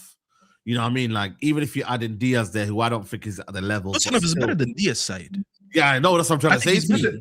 Kusana Guehi is their center back partnership. That is their center back. And the Sanjay here. It wouldn't surprise me if they bought another one. If they got rid of Ake, it wouldn't surprise me if they got rid of Ake and then got another centre back as well. Yeah, Vitor Reis is coming back as well. That's another one that they bought from Brazil. But you know what I mean? You got to be stacked, man. Them. I just think for me next year, it's one of them to just take away any excuses that people might have that we're not ready. I do hope though for center back. I do hope United look outside the Prem. I wouldn't go center back. Go to the French league. Yeah, I agree. Because I keep seeing Murillo in the comments. Murillo, he's all right. Unfortunately, you're talking about force. Unfortunately, he is Lisandro Martinez height. So he's 5'11", bro. Some shit like that. And it gets the purpose. Is that all he is? He's only 5'11". Yeah, he's very Martinez coded and he's like a warrior. It's literally a like for like swap. It's literally a like for like. He's less talented on the ball. Yeah, he's not even as talented as Martinez. I think he's better. He's a better pure defender than this. He is. Murillo's a good player. Like I feel like we need to get out of this. Like a player can be good, but not necessarily like what we need. You know what I'm saying? Because people hear you say, "Oh, I don't want someone." They're like, "Oh, you call him shit?" Like, no, I just think it's time for United to finally go and try to find their dominant center back. Every single top club has always had the one center back they look at where they're like, "Yeah, you're that guy." It's always been like that, especially at our football club. I just think I think the structure of our team under Carrick has just been so good. I think the defenders we have, we're gonna keep remember how terrible we were at keeping clean sheets from Ten Hag's second full season. I agree. Until before Carrick got here. Carrick gets here, we go on like a run of 4 straight clean sheets in a row, right? Like I think our center backs are plenty good enough to defend well, get us clean sheets. I think where we need to I think once we get the midfielders, everything is just going to tie. Everything is just going to knit together so much better, bro. Like it's just going to knit together so much better when we have a deep line playmaker, when we have if we can find a destroyer type. Like we just are missing midfield right now. It's like if we get those, I think our center backs get better, and I think our forwards get better. You feel me? So I'm personally optimistic. If we didn't get a center back, I'd still be optimistic about our defense. The midfield is much more important. I agree. I want more dominant center backs, in my opinion. I think the biggest topics we're going to be talking about all summer is the midfield. Yeah, because I think a lot of us are gonna agree to disagree on a lot of things because we need a lot. That's number one. I think that's the only thing we're agreeing on. We need a lot of midfielders. It's just what type, because there's a lot of midfielders out there, and everyone wants. Some people want Wharton. There's a good 7 names out there. There's a good 7 names. I think it just ties into preference, though. I get what you're saying, stuff. I think it's just everybody's preference because even exactly, that's why we're gonna all agree to disagree. Even though I think about 85% of United fans all have the same number one target. It's about who's gonna be the second target. Second, yeah. I'm cool with you. I just bring him. I'm very happy with Tonali as one of them. I already said that. So I do like it. Tonali's got to come with the yeah. Yeah, go on. Wait, what did Timmy say? Oh, sorry, I was saying, Staffy. What did you just say? I thought I heard you say. Oh, I said I'd be very happy with Tonali. I've been saying. Oh, yeah, I do. I think most of us would be. I think general consensus, we all go Tonali and go. Yeah, you'd be surprised. I actually posted about that on my Twitter, and I actually was met with a lot of negative comments. Yeah, there's a lot of people that don't like. Yeah, you know what? But you gotta exclude that. I seen a tweet not from you, but someone was saying, "Oh, they wouldn't be happy with Ndai if he joined Manchester United." I'm like, why? Yeah, I don't get that. Like, why you would be on that? Like with Tonali's a good. People just want. A lot of people just want to be miserable. You know what it is. You know what it is though. It's being careful that you don't buy the wrong signings this summer. You got to be careful as to. Yeah, we've had a good summer last summer, and to be fair, a lot of people are kind of confident with the recruitment at my United, but because they've done well, it's being careful of buying the wrong signings when there's going to be a lot this summer to get from. So, for example, Tonali has to come with, for me, Elliot Anderson. It's got to be paired with a player that I believe can allow Tonali to function the way he should function. So we buy Tonali and he's sitting next to Kobe Mainu. It takes away all of his kind of assets. I think we're all aware of that, though. I think most people would say, I don't think they are. Minimum 2 midfielders. So you think a lot of Manchester United fans are not saying we need multiple midfielders? It's thinking that Tonali is going to be this player that is able to do this, but his qualities are that. And we've seen that before with Paul Pogba. Oh, Tonali's been mid-profile from day one. When Tonali first broke through in Serie A, people thought he was the next Pirlo because he had the nice long. Yeah, the guy's not like Pirlo. He's Gattuso light. He's Gattuso regen. First of all, he is the Gattuso regen. Yeah, I agree. No, he's a lot better on the ball than Gattuso. What I'm trying to say is though, he's more of the aggressive. You want the correct? I'll give you the correct analogy. What are you gonna call him? Don't worry, Griggs, relax. I'm not gonna say nothing crazy. I'm looking at you think I'm gonna say Griggs something crazy. Well, you're about to say something. No, it's nothing crazy. And the old heads here, basically everyone bar Griggs is gonna remember him very well. You guys remember Cameroonese from UV?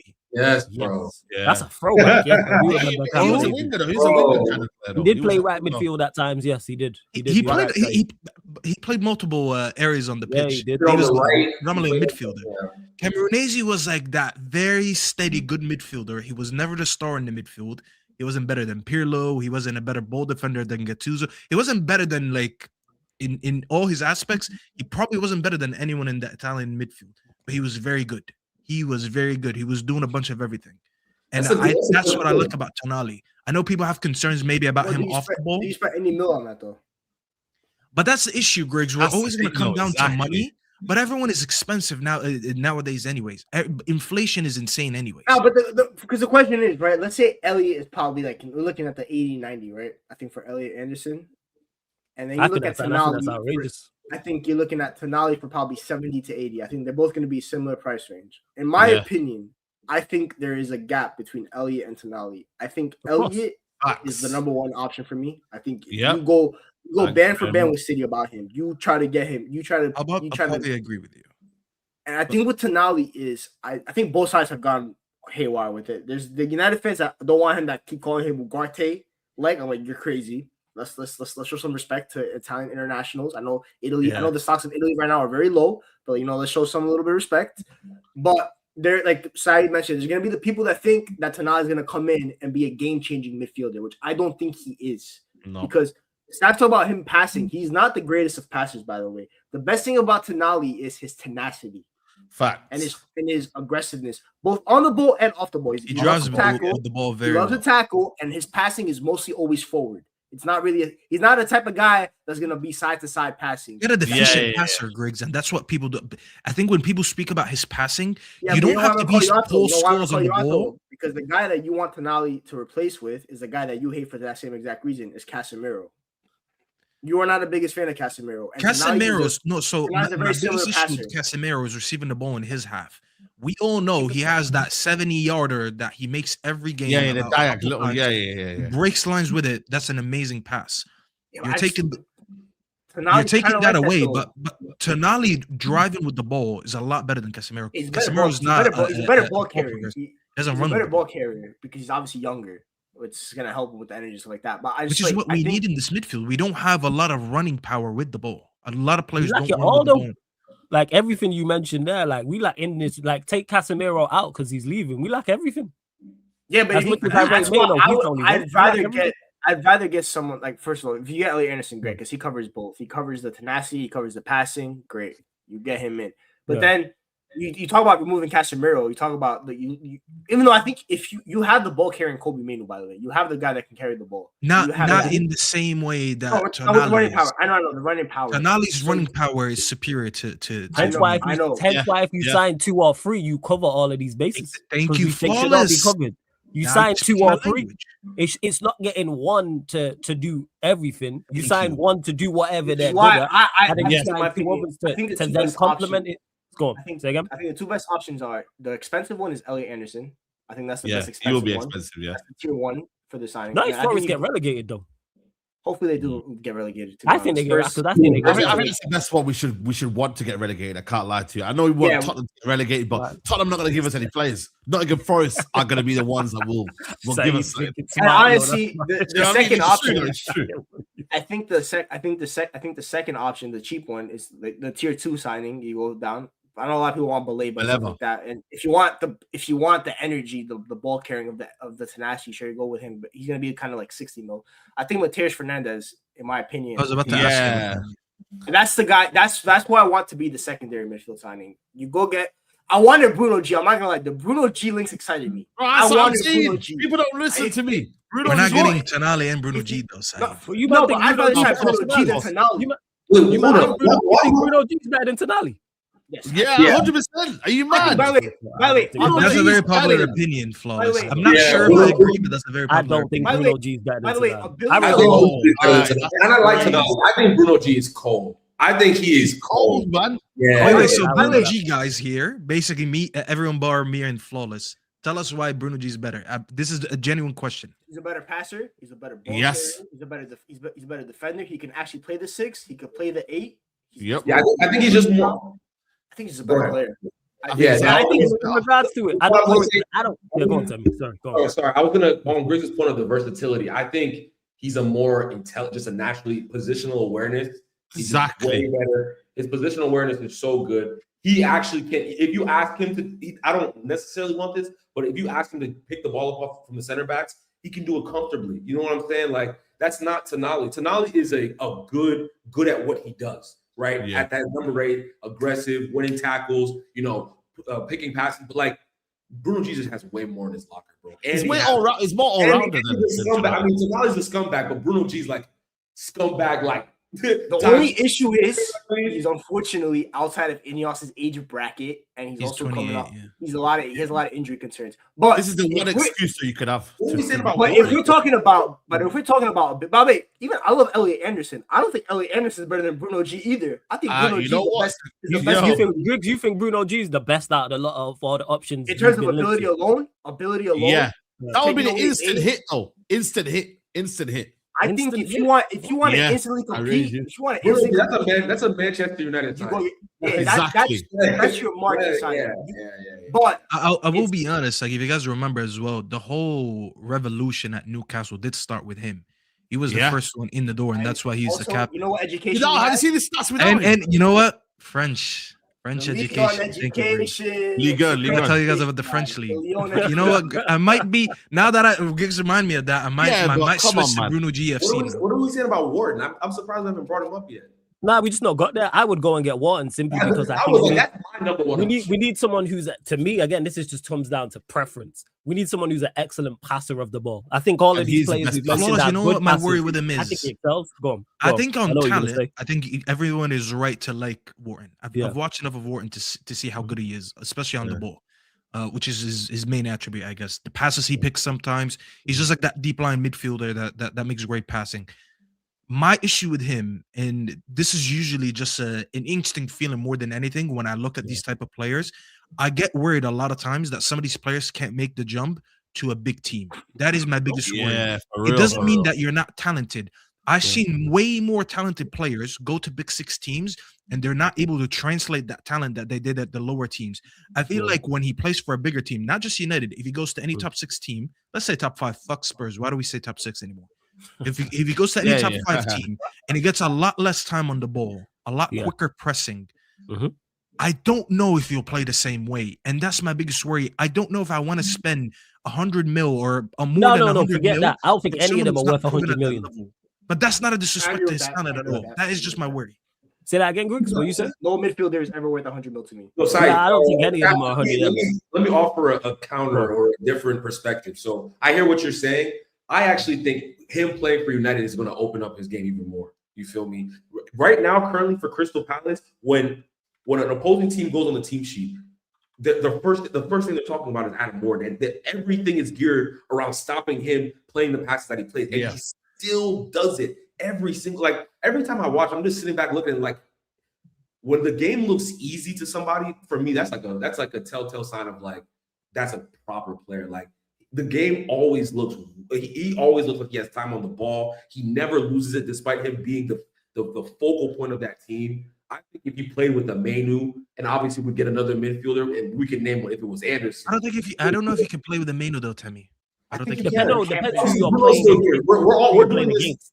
Bruno's still here, right? So we're kind of like not even thinking about the fact that Bruno is probably will be here next year and will be a major part of all this. Final season, yeah. But speaking generally, like if we had Wharton, like let's say Wharton and Manu don't play together. If it's Wharton, Bruno G, or like Bruno, Wharton, Anderson, whoever it is. I think it just works. I think it just works. You know what I'm saying? But you need the first one you need is a Bruno G type player first. Adam Wharton is a great player. Again, you need it all, because if you go and get just like Bruno G or just Tonali, and our midfield lacks everything. Like, take Casemiro out of it. Mano is our only central midfielder we have. He's the only senior quality central midfielder we have. So we lack it all. Do we lack the physicality and the tenacity and the defensive side of things? Yes. Do we also lack getting on the ball in the final third and progressing the ball and all of these things? Also, yes. This is why it's multiple midfielders. With Wharton, I think he would be fine at Manchester United. And again,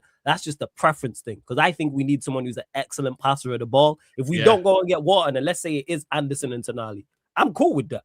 I have no issues if it's Anderson, Tonali, and another. The thing with me, when I'm ranking these guys, right, I'm trying to think of who takes the most boxes. And I look at Wharton, and the box that he takes for me, obviously, is the passing. He's the best passer of the lot by far. His left foot is a wand. Yeah. It is a wand. But then we talked about center backs before, right? If you sign Adam Wharton, you then have to go look at your center backs that you have, and you're looking at a center back duo that is not physical enough to cover for Adam Wharton's deficiencies in the midfield pivot, which he does not have. He doesn't have. That's why you have a midfielder alongside him who can do that. It's not just Wharton.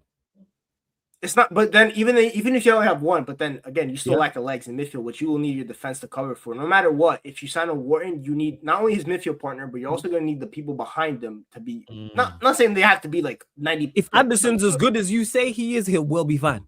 I don't think if Anderson's okay. So that's what I'm saying.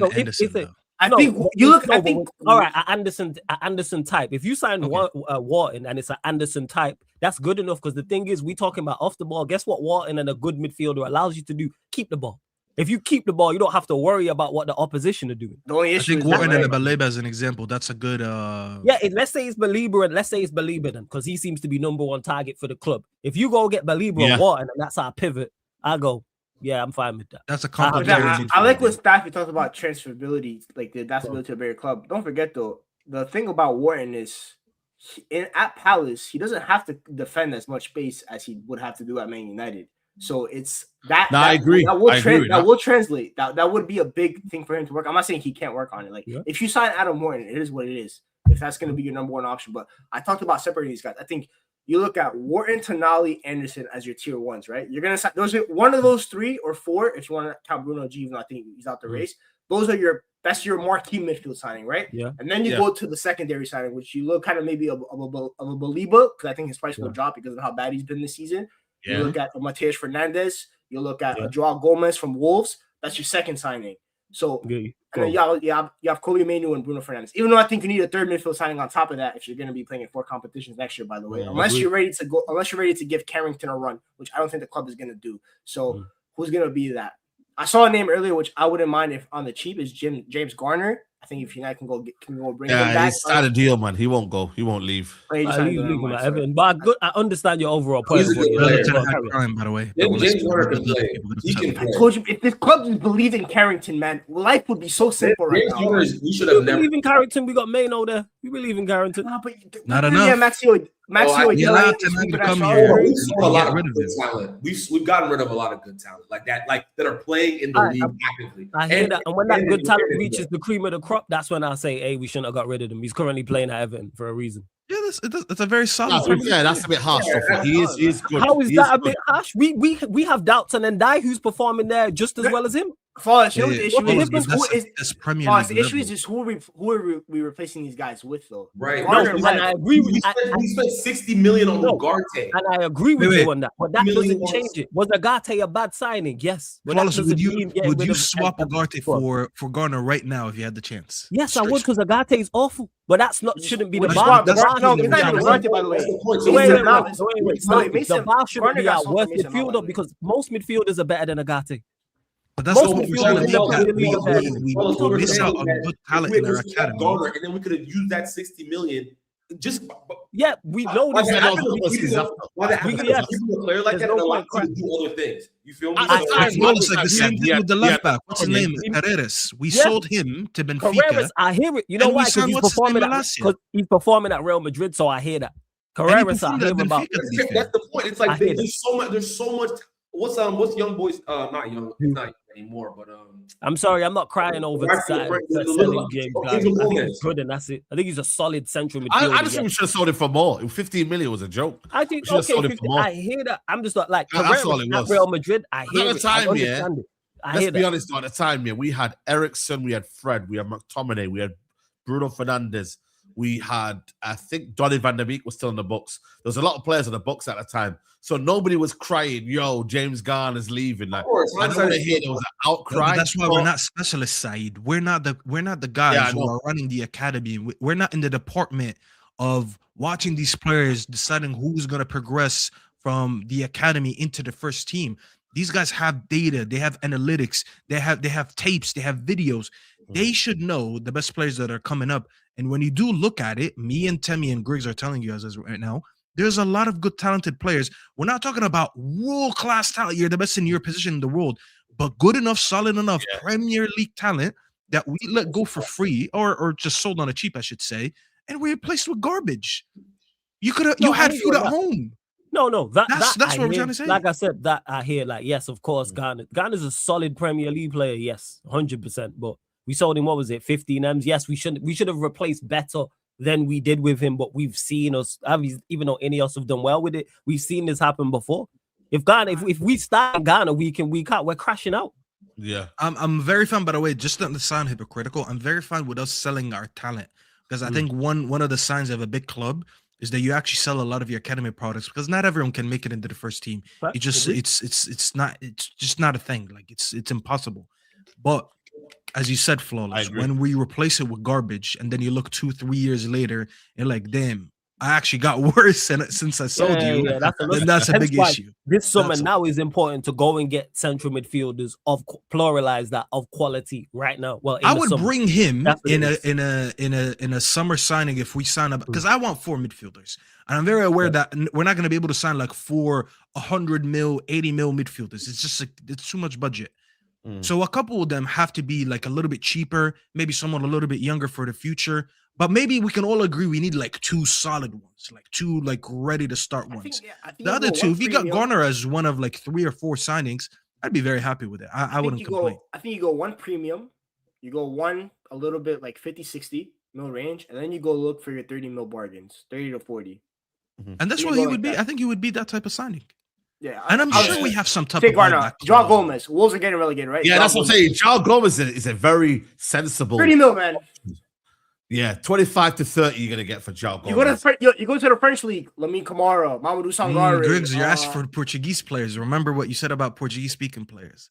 I figured out. I clocked Obrigado, yeah. I clocked that. See, we're gonna give more Obrigado content. We can't do that. Amrin might have not been Brazilian. Amrin might not have been Portuguese, man. Maybe he was from like just other Portuguese-speaking nations, man. We're trying to get rid of the Portuguese that we have, and you're trying to add more. I don't know about that. Wait, who was I adding that was Portuguese anyway? You hated Diallo and you hated Cunha in the beginning. Called him what you call him again? Now we're going with Brazil. Oh, you called him Matthew Cunningham. You said he's no longer Cunha. It's crazy work, Griggs. Matthew Cunningham. You know what? Matthew Cunningham is crazy, bro. 2026, man. Sometimes you have to bully. Sometimes you have to bully your players into becoming good, man. Sometimes bullying works in terms of understand who they was under. Like they was too far, man. This guy is crazy. Speaking of Wolves, since we're on that topic, who would take what's his name, Mane from? I like Mane very, very much, but it has to be like I do like him, but it's like I just need like at that position, at these attacking positions, I don't want projects. I don't want projects up top. Like we already have enough with like Sesko. He's a project. He's talented, but if we get a wide player or this like number 10 adjacent type of player, Wingfielder for a little 15 Wingfielder. What do you think? Wingfielder. I want it to be somebody who's like ready to hit the ground running. He's talented though, no question. I agree. I mean, if you give it to Griggs, he's gonna bring back Rashford. So we gotta be careful. Do not use that. I said that we are fine in Barcelona in a nice little Catalonian. We're just chilling our life. We're about to win La Liga on Mbappe's head top. He can hold that. Life is calm, bro. Life is calm over there. You don't need to come back, bro. The Rashford minions already rushed Saeed, bro. I'm not gonna add anything to it. Yeah, I saw Saeed get jumped by the Rashford. Listen, I'm not bothered, but I just want this is the role we always wanted for Marcus Rashford. Just chill on the bench. Nah, he should have had a goal here and there. You know what I'm saying? Do what he did at Newcastle. You know, have a moment and then just he's a mentality midget. He's a mentality midget. It's fine, man. He's doing this thing over there, and it's better he moved.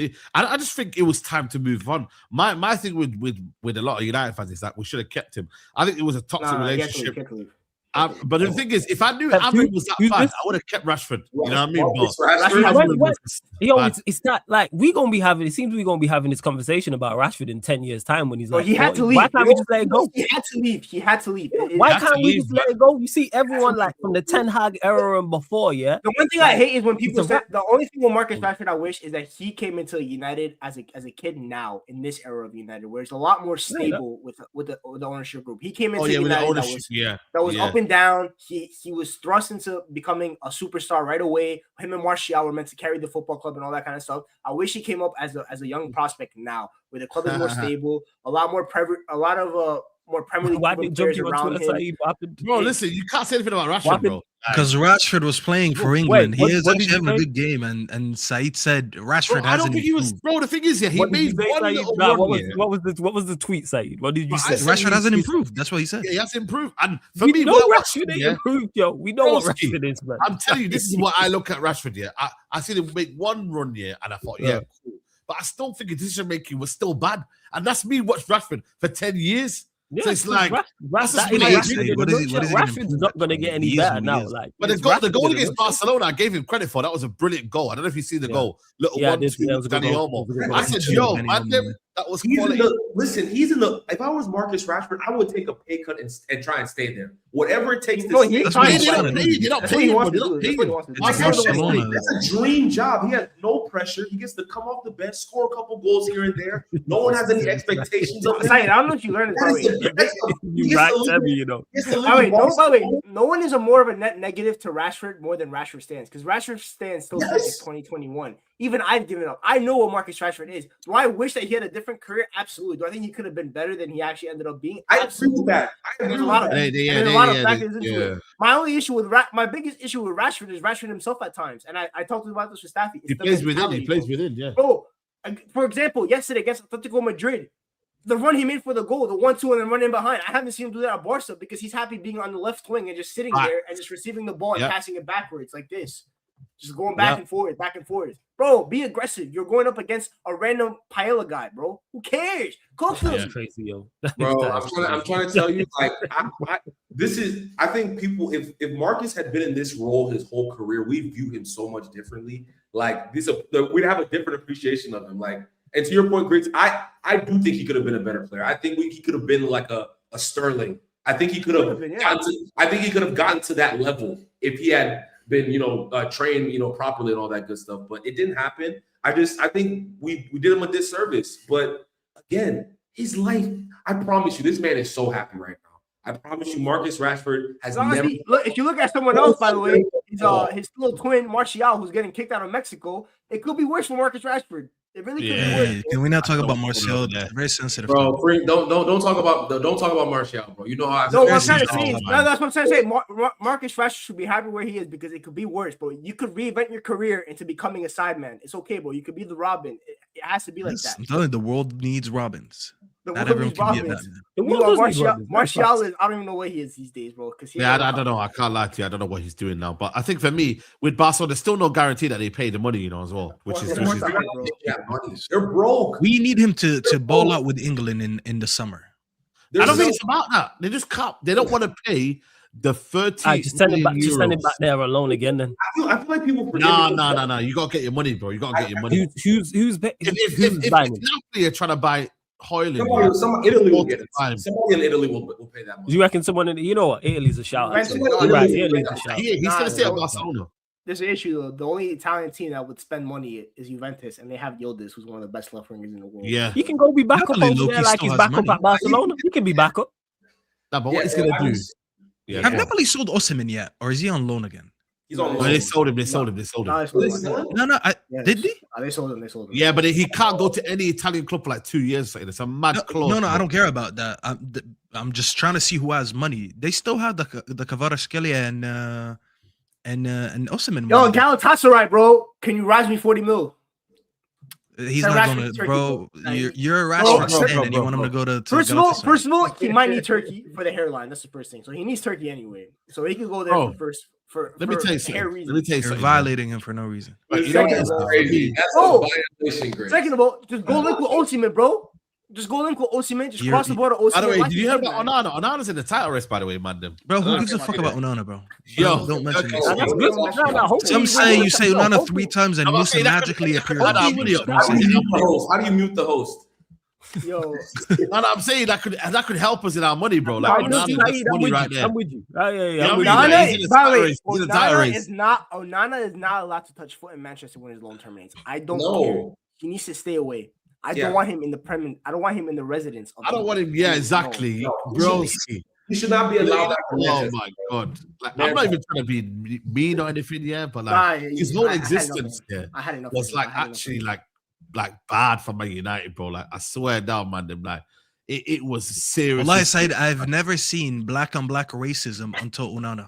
I was like, wow, bro. I know it's crazy. It's like I've never seen that. No, but the thing is, you know what the baddest thing is? Turn the camera back on, Timmy.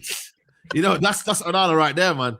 But you know what it is, for me, it's the fact that Nemanja, I don't know if you realize it, Nemanja Matic, came on TV, a press conference. I said, yo, he's one of the worst keepers in the world, he said. He cooked him, bro. And I had like secondhand embarrassment thinking, yo, that's one of our players, guys, man. And man just cooked him. I tried to defend him, and then he had the Lyon stinker. Yeah, but don't forget that, though. He spoke first. Matic just didn't come out and say that randomly. Yeah, but apparently it was out of context, though. Apparently it was out of context. Why is it always the guy who can't fight running his mouth? My goalkeeper shouldn't speak. Why is my goalkeeper speaking, bro? Just be in the net. You're not listening. You're making way too many mistakes. Be quiet. You know what I'm saying? Then what happened in Lyon? Yeah, because we give Onana too much airtime on Saeed TV. Did you guys ever hear Van der Sar speak before he retired? I swear to God, I never heard him speak before he retired. Yeah, actually, when you listen to legends actually that played with Van der Sar, Evra used to say that. He said he was my favorite goalkeeper to play with because he never used to speak. That was his favorite thing about Van der Sar. He was like a leader without speaking. We need to stop talking about Onana because I'm really worried Musa's gonna pop up out of nowhere. Every time there's an Onana topic, Musa just shows up. And then you got Sonny Lemons, who dressed like an accountant and just does his job, bro. That's all you need, man. Yeah, shut up, man. Lemons is changing everyone's lives, bro. Sonny Lemons, go. Yeah. Well, what a guy, bro. No worry about drip. No worry about haircuts. No worry about where he goes. No worry about like who he's dating. The guy's he's a family man. Bro. I think he's my favorite signing of the year. Honestly, I'm not even trying to be funny. I think he's my favorite. Temmie, I said he's top 3 Premier League signings this summer, bro. Can't name me. He's not top 3, but he's a very solid one. He's the best keeper. Yes, he is. Do you know what he prevented us? He prevented us from having Binder in goal all year. I think he's actually has the most goals prevented in the league as well. So that's actually a stat that you. He's probably the best keeper after Donnarumma and Raya. Donnarumma's hype, man. Tired this guy. Bro, let's be honest, bro. In terms of performances, Donnarumma's crazy. Let's not do that. I'm not the biggest fan of Donnarumma, but he's a good. No, but I'm saying though, in terms of like after performances wise, you got to put Lemons in third. I don't think Alice has been better than him. If I'm being honest with you, this year he hasn't been. He's been very, very shaky. You name me a better goalkeeper. Maybe Roofs. I'll give you Sunderland's goalkeeper. I mean, it's David Raya, by the way. He's been good this season. But David Raya, by the way, that's number 1. It's David Raya that's number 1, by the way. Yeah, David Raya, and then maybe Donnarumma. But other than that, I can't lie to you, man. I think for me, in terms of when you look at it impact-wise, he's been outstanding. And you look at the goals he's conceded. Zero worries. I like every time. Like I'm so calm when crosses come into the box. Now it's like I don't even think about it. And anytime that I can only think of like maybe one like very glaring like he should have done the free kick against Bournemouth. That's the one that pissed me off. It's like, but other than that, but that's not an error. You just expect better. Yeah, I just expect him to. Goalkeepers will every goalkeeper is going to make an error like that in the season. It's just like it's impossible. He do be getting packed in though. I'm not gonna lie, he seems to be scoring crazy goals against him for no reason, bro. No, the goals that are getting scored, so many of the goals you can see. I'll be honest, is some like every single week, bro. Everyone's trying to score the push against him. I'm tired, man. Like the goals that are getting scored against him is literal screamers. So it's like, bro. I like that baby Courtois. That's a good. You know what I clock? You know why everyone tries to score Puskás against us? Because we have Garnacho as a Puskás award winner. That everyone now just tries to score Puskás against us. I think this is a crime. Yeah, maybe that's a curse. Maybe that's what it is. Because again, I don't know how Garnacho mustered up I don't know how he did that. Bro, he could try that 1,000 more times. I promise you, he's not scoring it. It's like you remember that Rashford free kick against Chelsea? Like, I still think that's the greatest free kick. That might be the greatest. It's one of the best free kicks I've ever seen. Yeah. I think it's one of the greatest free kicks. Don't remind me, tell me. I'm gonna start getting emotional like Staffy does about Martial, bro. Bro, every time I see that free kick, I'm like, Marcus Rashford did that. Really? It's a crazy free kick. So it's like maybe we are due. Maybe we're just due because there's no way the Garnachos and Rashfords of the world should be scoring the goals that they score. Bro, 100%. Saeed, what was the Bruno Fernandes request that's in the title? I actually want to know. No, that was the it was about signing Matheus Fernandes. It was he basically was telling Man United, yo, sign this player, basically. No, that kid's been giving out interviews a lot about Bruno. He'd be like, Bruno. He loves Bruno. He loves Bruno. Yeah, he played for the What do we say about Bruno these days, fellas? Like, how are you feeling about it? To me, El Capitan. I can't lie to him, man. It's one of those where he's just not being a problem. Bruno wants us to sign Matheus Fernandes from West Ham. Yeah. Like he's doing what he's meant to do now. I think that he's playing in a position where he's not having to be a net negative, which I've always said, like for me, like he's not costing the team right now. He's not being a detriment. His discipline's more better. He's further up the pitch. He's contributing more as well. You know what I mean? And he's at a position where he doesn't need to go backwards as well. And that's what I like. There's more control now from him. He's not. You get the odd occasions, the spam's still there. You know, he's gonna do that in grenade launching. He's a crash out. He's a crash out to happen. Yeah, but like in terms of what he's doing right now, like it's good. And for me, since Carrick's been here, since the last, I would say January, he's been up there with one of the best players in the league right now. You could say that, and him and I think he's been I think he generally might deserve, if he breaks his assist record, he might deserve the Player of the Season award. I said that as well. We're coming, man. And that's why I hope they give it to him. I hope he gets it. Just Declan Basmati Rice is PFA Player of the Year. I would not live in a world where Declan Rice is PFA Player of the Year. No, yeah, I would definitely much rather have Bruno win it. But I gotta be honest. Obviously, you guys thought one of Bruno's biggest critics on the internet. I think everyone here, bar maybe. Everyone here, barring Griggs. How is Bruno the dog though? Because we named the dog. We named the dog after Bruno, man. How's Bruno? How's Bruno the what? Say that again, Griggs. My dog. Tell us a story. My dog's name is Bruno. Okay. Yeah, my dog's name Yeah. I gotta ask how Bruno the dog is, you know? Yeah, tell me in a minute, you know, I gotta see how the dog is doing, bro. I will say this about Bruno this season, though. I think my biggest critique of Bruno, like, obviously, is the positional awareness. I think he's been way better since Carrick got into the club. Like, his positional awareness has actually been solid since Carrick arrived. I'll also say just this season in general, his set piece delivery, it's never been better. Like his set piece delivery all season has been so good. And that's why he has this assist record. And I think, what are we, like second in set piece goals this year? Is like, where are we at? Like that. Yeah. Ethical set pieces, though. Don't forget, though, they're ethical set pieces. We don't score the NFL one. No, facts. Like these are his corner and free kick delivery has been unreal this year. Like it's never been better. So I'm gonna give him credit. I still think if he wins PFA Player of the Year, Real Madrid, you guys need a creative outlet. You feel me? You need something. You need something, bro. So he's gonna stay, Timmy. Like he's not going anywhere. Yeah, I don't think he's going. I know he's not going. I'm just saying personally, if we could get $100 million for Bruno for like PFA Player of the Season, he's 30 years old. You know, like it's like a Harry Kane thing. You feel me? Like go to Bayern, go to Real Madrid. You know, I think he retires at United as long as United are showing that they can compete for stuff. As long as we show the hunger to compete, I think he retires at United personally. That would be way too long. That would be way. He might end up being a player who, if he wins, maybe he goes back to Sporting, right, at like 36 or whatever. Maybe he goes back home. But like I'm talking about, like the rest of his peak years, however many he has left. I think they will be get spent at United as long as United show. Griggs, you don't think Madrid could use him? Madrid aren't going to sign a player above 30 years old. No, they're not. Tell me trying to sell him to Madrid. I just think, you know, Madrid is like my Spanish team. You feel me? Like I feel like he would be a. Madrid's Spanish team. The only place that's spending 100 mil for him is Saudi Arabia, and I'll be honest, bro. He doesn't want to play there. By the way, he's not going. By the way, Bernardo Silva's about to leave, and he's leaving as a free agent. I reckon Bruno Fernandes leaves as a free agent next summer. So I think it's going to be a theme where free agent next summer. He is going to get a chunky fucking contract right now. Hey, you remember them the hair wages that the hair had, the 400K a week? I promise you that wage is going to Bruno Fernandes by next year. Saeed, remember, no Rashford, no Sancho, no Casemiro. Someone is getting paid big, and it's going to be him. You think so? Like, if you're gonna sell him, though, my thing was that I was adamant, like, to sell Bruno Fernandes. It was last summer. United needed to cash in when we were about to sell him for 100 million. But you can argue that it worked for the better side, because I do remember I was really angry that we didn't take the 100 million because I wanted to.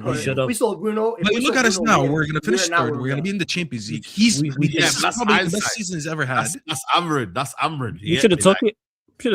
There isn't a player in this side I wouldn't have sold for that money last summer.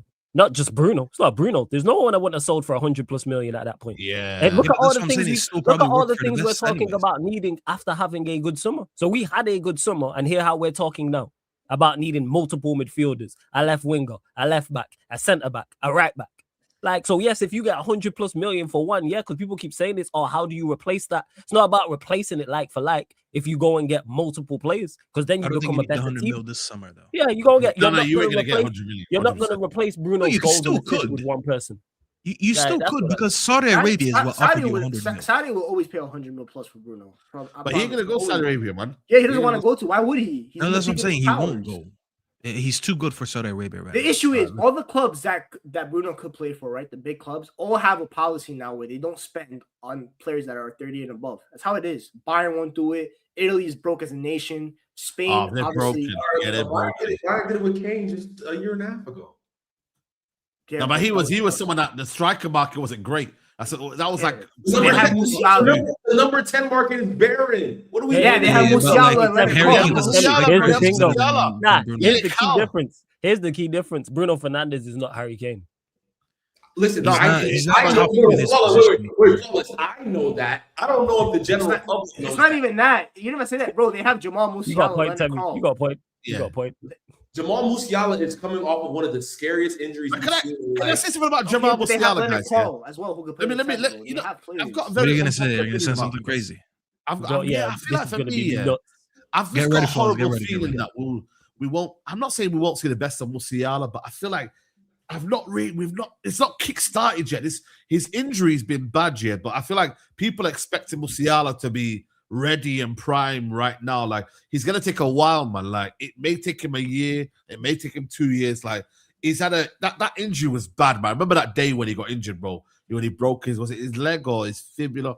Like, I feel like what happened? I remember it was in the Club World Cup. Somebody rolled over his leg, and his leg was just like. It was my man. It was Donnarumma by accident, though. But I just feel like right now, like Bayern Munich are not relying on Musiala. They're relying on Harry Kane. They're relying on Elise. They're relying on Diaz. Like, they're not relying on Musiala right now. And it's sad. Adding Bruno to that. Bruno Fernandes could be, you know what I mean? But then again, the wages that he's going to demand, Bruno Fernandes, they've already got Harry Kane on big wages. They've already got Musiala on big wages.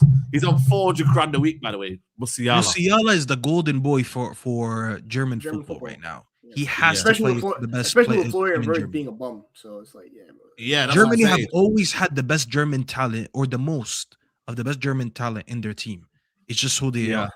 So they're not. The Musiala is not going anywhere anytime soon. Tammy, you have to accept Bruno Fernandes is retiring in his prime at United, bro. You just have to. No, but I don't mind that him staying one more year. Now the thing is, my mindset is shifting. He's now. not getting a 1 year contract. Last summer, when that guy was there, I'm not gonna name his name, but that guy was there, bro. And we were playing the football we were playing, I said, right, go and sell him. Go get 2 competent midfielders. I thought, that's better.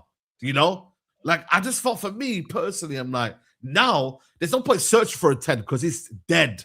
Unless you go and get me the guy from Como, which is not going to happen, You know what I mean? Unless you get me a proper established number 10, or you change the way you play, just wait one more season, and then we figure it out next season.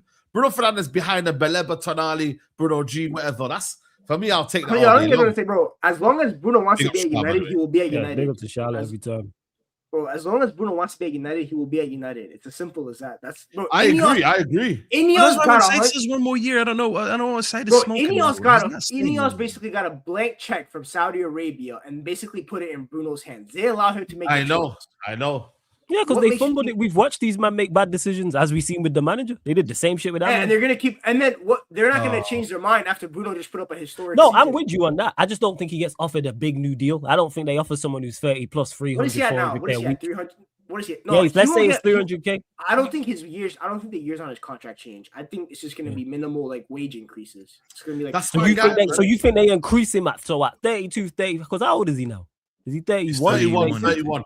Okay, so when's he 32? August. Okay, so he's 32 this coming summer then. So we saying, and when the contract decided to answer that so quick? I think it's only 2-3 years. No, because it's one of them. You know what it is with August here? I always know birthdays August. I remember Van Persie. We signed him. He turned 29. Yeah. When's his current contract out? When's his current contract run out? So say it's one more year, 2027. All right, so they are not offering a 33-year-old 350, 400K a week. They're not. That's what I'm saying to you. He's got one more year. I think they offer him a deal. I think they offer him a deal, but I don't think it's that. I think Farewell tour. He will get a new contract this summer, I promise you. No, you reckon he gets a new deal this? I don't think he gets a new deal this summer. Save money. Clubs don't negotiate. No, he'll get a pay rise. Clubs don't negotiate their best players' contracts the year it expires. If you do that, that's a sign of incompetence. That's what happened with Liverpool with Van Dijk, Trent, and they doing it now with Konate. What about Konate? They doing it now with Konate. Remember last year with all these three players, that's the whole dilemma that they had all season. Can't see. I think we're not going to do the same thing. He's going to get a new contract, I believe, this summer. If he gets a new contract, I hear that. But to increase his wages, that's what I'm saying. You can only. He'll probably get an extension for one more year. So it'll probably expire in like 2028, 2029. Also, by the way, Saeed, his 2027 extension, by the way, has an option, by the way. So it's does he have an option? Yeah, it has an option. So it's okay. I didn't know that. Is that where's that on though? Where's that on? It's on the United website when you sign the contract. Is it? Yeah. Yeah, so that's what I'm saying to you. So he could do that then. But I think for me, what it is here for me is that I'm not too fussed now. I can't lie to you because you know what it is though? I'm just confident now that we can have midfielders around him that can compensate the lack of discipline, the lack of whatever. I'm more than in my head. Don't get me wrong, he'll still piss me off in that. But I know that because we're sorting out our midfield, I'm cool. Also, don't forget, by the way, Omar Barada said Vision 2028 to win the Prem. You think they're gonna get rid of Bruno Fernandes before that year? That's what I'm saying. Yeah, that's what I'm saying. 2 more years. You know what I mean? So it's why we taking Barada's word for it. These are the same guys that kept hammering.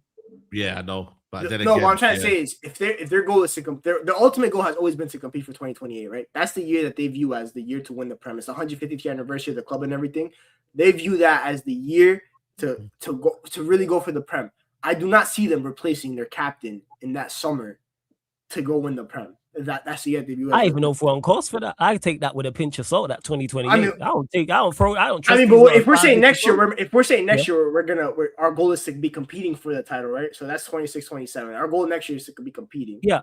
I'll go one further, Griggs, though. I don't even think they know who the manager's going to be this summer. Never mind. I think it's Carrick. I think it's Carrick, by the way. Do you think they just know? Do you think they've decided on Carrick? You think they saying Carrick's going to be the manager? I think if he gets top 3 or top 4, that's my point. So I think they're not. Right now, what I think is, I don't think they're announcing anything. I don't think they're announcing anything until after the season's over. Yeah, I'm not talking about announcing. I'm talking about their thought process. I don't think they've made a decision as of now. I think their thought process right now is 85% Carrick, and then the 15% is if they can convince him to get rid of. Yes, so that's to my point. They don't know. They have an idea, but they are not cemented on who the manager is going to be in the 26-27 season. That's why I take any talk of a 2028 title run as, all right, we'll just see. Because they don't know who's going to lead us. They are 100% set. So because if Carrick all of a sudden starts getting bad results and performances dip, then what? Then did they pivot? Yeah. Did they stick with it? We've watched these men be absolutely diabolical when it comes to managerial standpoint. That's why I don't trust them when it comes to 2028. They have made two of the worst decisions back-to-back I've ever seen. I've been watching football for a long time. They went from Ten Hag, who they should have got rid of and kept, to then Amorim, who they took too long to sack. I've not seen two managerial appointments back-to-back that bad ever. So I take anything they say about goals and all of these stuff with a pinch of salt. Because they only sacked Amorim because of what he said. Well, nothing to do with performances and results. So where was this 2028 goal there? Because if Amorim would have shut up, he'd still be here now. My problem is though is that I think for me next season I don't look at Chelsea a threat. I'm not gonna lie to you, man. I think Liverpool have got so many issues. I don't look at Liverpool as a threat. And then Man City will be there, Arsenal will be there by technical default, innit? You know what I mean? Because obviously, drop off. If they do have a drop off, they have a drop off. But United have got an opportunity to get involved. We don't know what Arsenal's going to look like until the season's over because if they somehow do end up crumbling this title, there's got to be some ramifications at that football club. Yeah, that's what I'm saying too. So we got to be ready. So it could be, like I said, it could be an opportunity there. So my problem is though, I don't think he's for certain got the job yet. I would give it him personally if Enrique wasn't getting the job, which I don't think is going to happen. But for some reason, this Nagelsmann rumors are not going away anywhere. I don't know what it is. I don't know what's going on, but these Nagelsmann rumors are still there. So they may have one eye on Nagelsmann, but I would give it to Carrick for me personally. But again, it comes down to like, you know what I just don't want though? I don't want people saying, oh, but we should have got Nagelsmann. We should have got a different manager because, brother, we've had every manager available. Everyone's going to say that anyways. Comes down to recruitment. We have a good. If we hire Nagelsmann and he starts struggling, they're gonna be like, "Oh, why didn't we keep Carrick? He just got us." That's what I'm saying. If we keep Carrick and he struggles, we should have signed Nagelsmann. It's a lose-lose. It's a lose-lose. That's what I'm saying. Hence why you know what they need to do: make sure they get the decision right, and then people won't say that. Because if Carrick gets the job and performs well, there will be no, "Oh, you should have got Nagelsmann." Or if you hire Nagelsmann, and Nagelsmann, you know what it is though? I still think we are in an age now where sack until you get it right. I hate people don't want to hear that though. I think their main goal should be whoever they have as a manager next year, whoever it is, bro, just go invest in your fucking squad and go get 3 midfielders. That's what I'm saying, yeah. That's the main goal. I promise you, whether it's Nagelsmann or Carrick, if you go sign 3 midfielders, then they'll both be good next year as a coach. But if you hire Nagelsmann and you only sign 1 midfielder, I promise you Nagelsmann's gonna be shit. If you only sign 1 midfielder, I promise you. Don't rely on managers, man. Don't rely on managers. The manager should add to it, like Griggs is saying. If you have a talented team, a manager should be able to get the most out of it. But that should be the MO anyway, is improving the team and going and gets what's required. And the manager supplements that because the manager is important. It's just, who do they go and get? Do they give the job to Carrick? Is it Nagelsmann? Is it somebody else? Because the manager pool is thin. It is supremely thin. Yeah. And it's not like transfers where you can just go get someone unknown. Like, your manager has to have something of substance. And I look at the market and I go, yeah, it's weak. Do you like tell me, do you like any of the managers that are out there? Have you got like apart from Carrick, have you got like a name that, because I've not really asked you about any names, but I haven't really thought about it too deeply because I just think that Carrick's going to be the manager. But I know there was talks about potentially Luis Enrique. I don't think that's realistic. Right? It's not gonna happen. It's not gonna happen. We gotta give it up with Enrique, please. Like, give it up. Give it up. I'm just saying, like, that's the only. It would have to be somebody of that ilk. I don't want like the Nagelsmanns of the world, the the Brightonsmen. Like, those are not. I don't care. Like, or Deserbi. No Deserbi. Deserbi just went to Spurs. But again, it's like at that point, just keep Michael Carrick. You know what I'm like? Yeah, facts. At that point, just build some continuity. And if he doesn't get it right, sack him. How sure are we on Nagelsmann though, Timmy? That's the thing right now. Like, how sure are we? That guy scares me. Not sure at all. I'm not convinced. I'm not gonna. I was a fan of him a bit earlier before the Germany stint. Right, I was actually quite a fan, and then he kind of just has fallen off since then. He did well with what's their name, Leipzig. Okay, Leipzig. But there was a lot of doubts on his high line, the way he plays football. Does it translate to the Premier League? He goes to Bayern. Yeah, I'll be honest, bro. I don't like how he got treated at Bayern, but it is what it is. But like, how sure are we that if he leaves Germany after this summer or whatever, that he comes in and he's an instant success at the Premier League. Like I don't know. Yeah, that's what I'm saying. It can happen. It's just like it feels like people talk about him, Saeed, like he's so nailed on, but like I don't know why. Where is this confidence coming from when we talk about Nagelsmann? And that's not me saying that he's not a good manager, but it's like it's like people think like him and Enrique are an instant hits. Everyone else is a doubt. Oh, everyone else is questionable. Why is Nagelsmann so nailed on? Nah, with Nagelsmann, I get you on that on the success. Is Enrique? It's because of what he's done. That's what Enrique. Yes. That's where that confidence is. Nagelsmann, I'm with you on it. I think Nagelsmann is just because of the pool being weak. So then when you look at the better managers who are available, he's one of the better ones. Even though I'm with you, not all that. Nagelsmann's a managerial prodigy, by the way. He has been like, I think he was the youngest coach. He was one of the youngest coaches when he first started at Hoffenheim. I think it was like 33, 34. Then he went the traditional route. Bundesliga club started at the lower tier. Then went to the mid-table in Leipzig and then the Bayern. My issue with Nagelsmann is not even tactically. I think he's a great tactician. It's his personality. The biggest reason why he fell out of Bayern was the man management. And we have seen time and time at United again. If you are not a good man manager at Manchester United, you will not survive. As great as a tactician as you will not survive if you are not a good man manager. Whether that's with the squad or be relatable with the fans. Like, I'm not gonna lie, bro. They're gonna see Nagelsmann riding in a skateboard at Old Trafford. They're gonna be looking at him like, "Yo, what's going on here?" I said a skateboard. Yeah, it's true though. That's how you used to pull up to Bayern practice. They didn't like it. Yeah. So I don't know. I just think for me, it's like I just think good recruitment outweighs out kind of like, you know. I think it just does better than a manager's philosophy. Like, I don't want a manager saying, "Oh, I will do this," and then take out this player, take out that player, but then we like these guys, we play them, we'll actually do well. I mean, man, I'm done with all of that, man. Follow the recruitment, follow what the players like. Like, I know people might say it's player FC, but brother, these players win you games, bro. So at the end of the day, you know what I mean, bro? Like, work around the players that you've got. Like, they're not crap players. Work around them. Side if we didn't learn though, because the way you just described it, we spoke about Ten Hag like that, and we spoke about Emram like that. We were very heavy since Ole left about bringing in a manager who, as soon as he comes in, he has his idea, his beliefs, his philosophy, and we're gonna do everything around it. And we've seen that it doesn't work. Yeah. So we'd be stupid to fall for it again as fans. I don't care about the club, but as fans, to sit here and think that anyone who comes in and talks a big talk, that they're going to be able to translate that to the Premier League. Probably the manager that we expected the least from is Carrick, and he's the one that achieved the most so far in terms of. To add to that stuff, like, to me, like, I want a manager with like a clear idea of what he wants to do, but the club should have that. So outside of the manager, the club, I've been saying this, our board and our club should have a way of, we want to play like this. This is the type of players we want to bring in, and the manager should be on board with that. Because then you shouldn't really have any debates. Like, that's what it is. We should have the same goals to get to. It's the same, and our ideas should be the same. There might be a little bit of like different methods, but for the most part, we should be all right. You shouldn't have a manager who's saying, right, I want to play a back three, and the club saying, no, I want to play a back four. We've seen it this summer. Bruno was a prime example of that. The club was willing to get rid of Bruno. The manager said he was instrumental. The club wanted to keep Maino.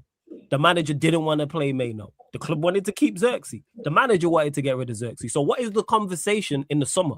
Last summer I'm talking about. Like, how can you be not on this? Never mind not being on the same page. These men ain't even in the same book.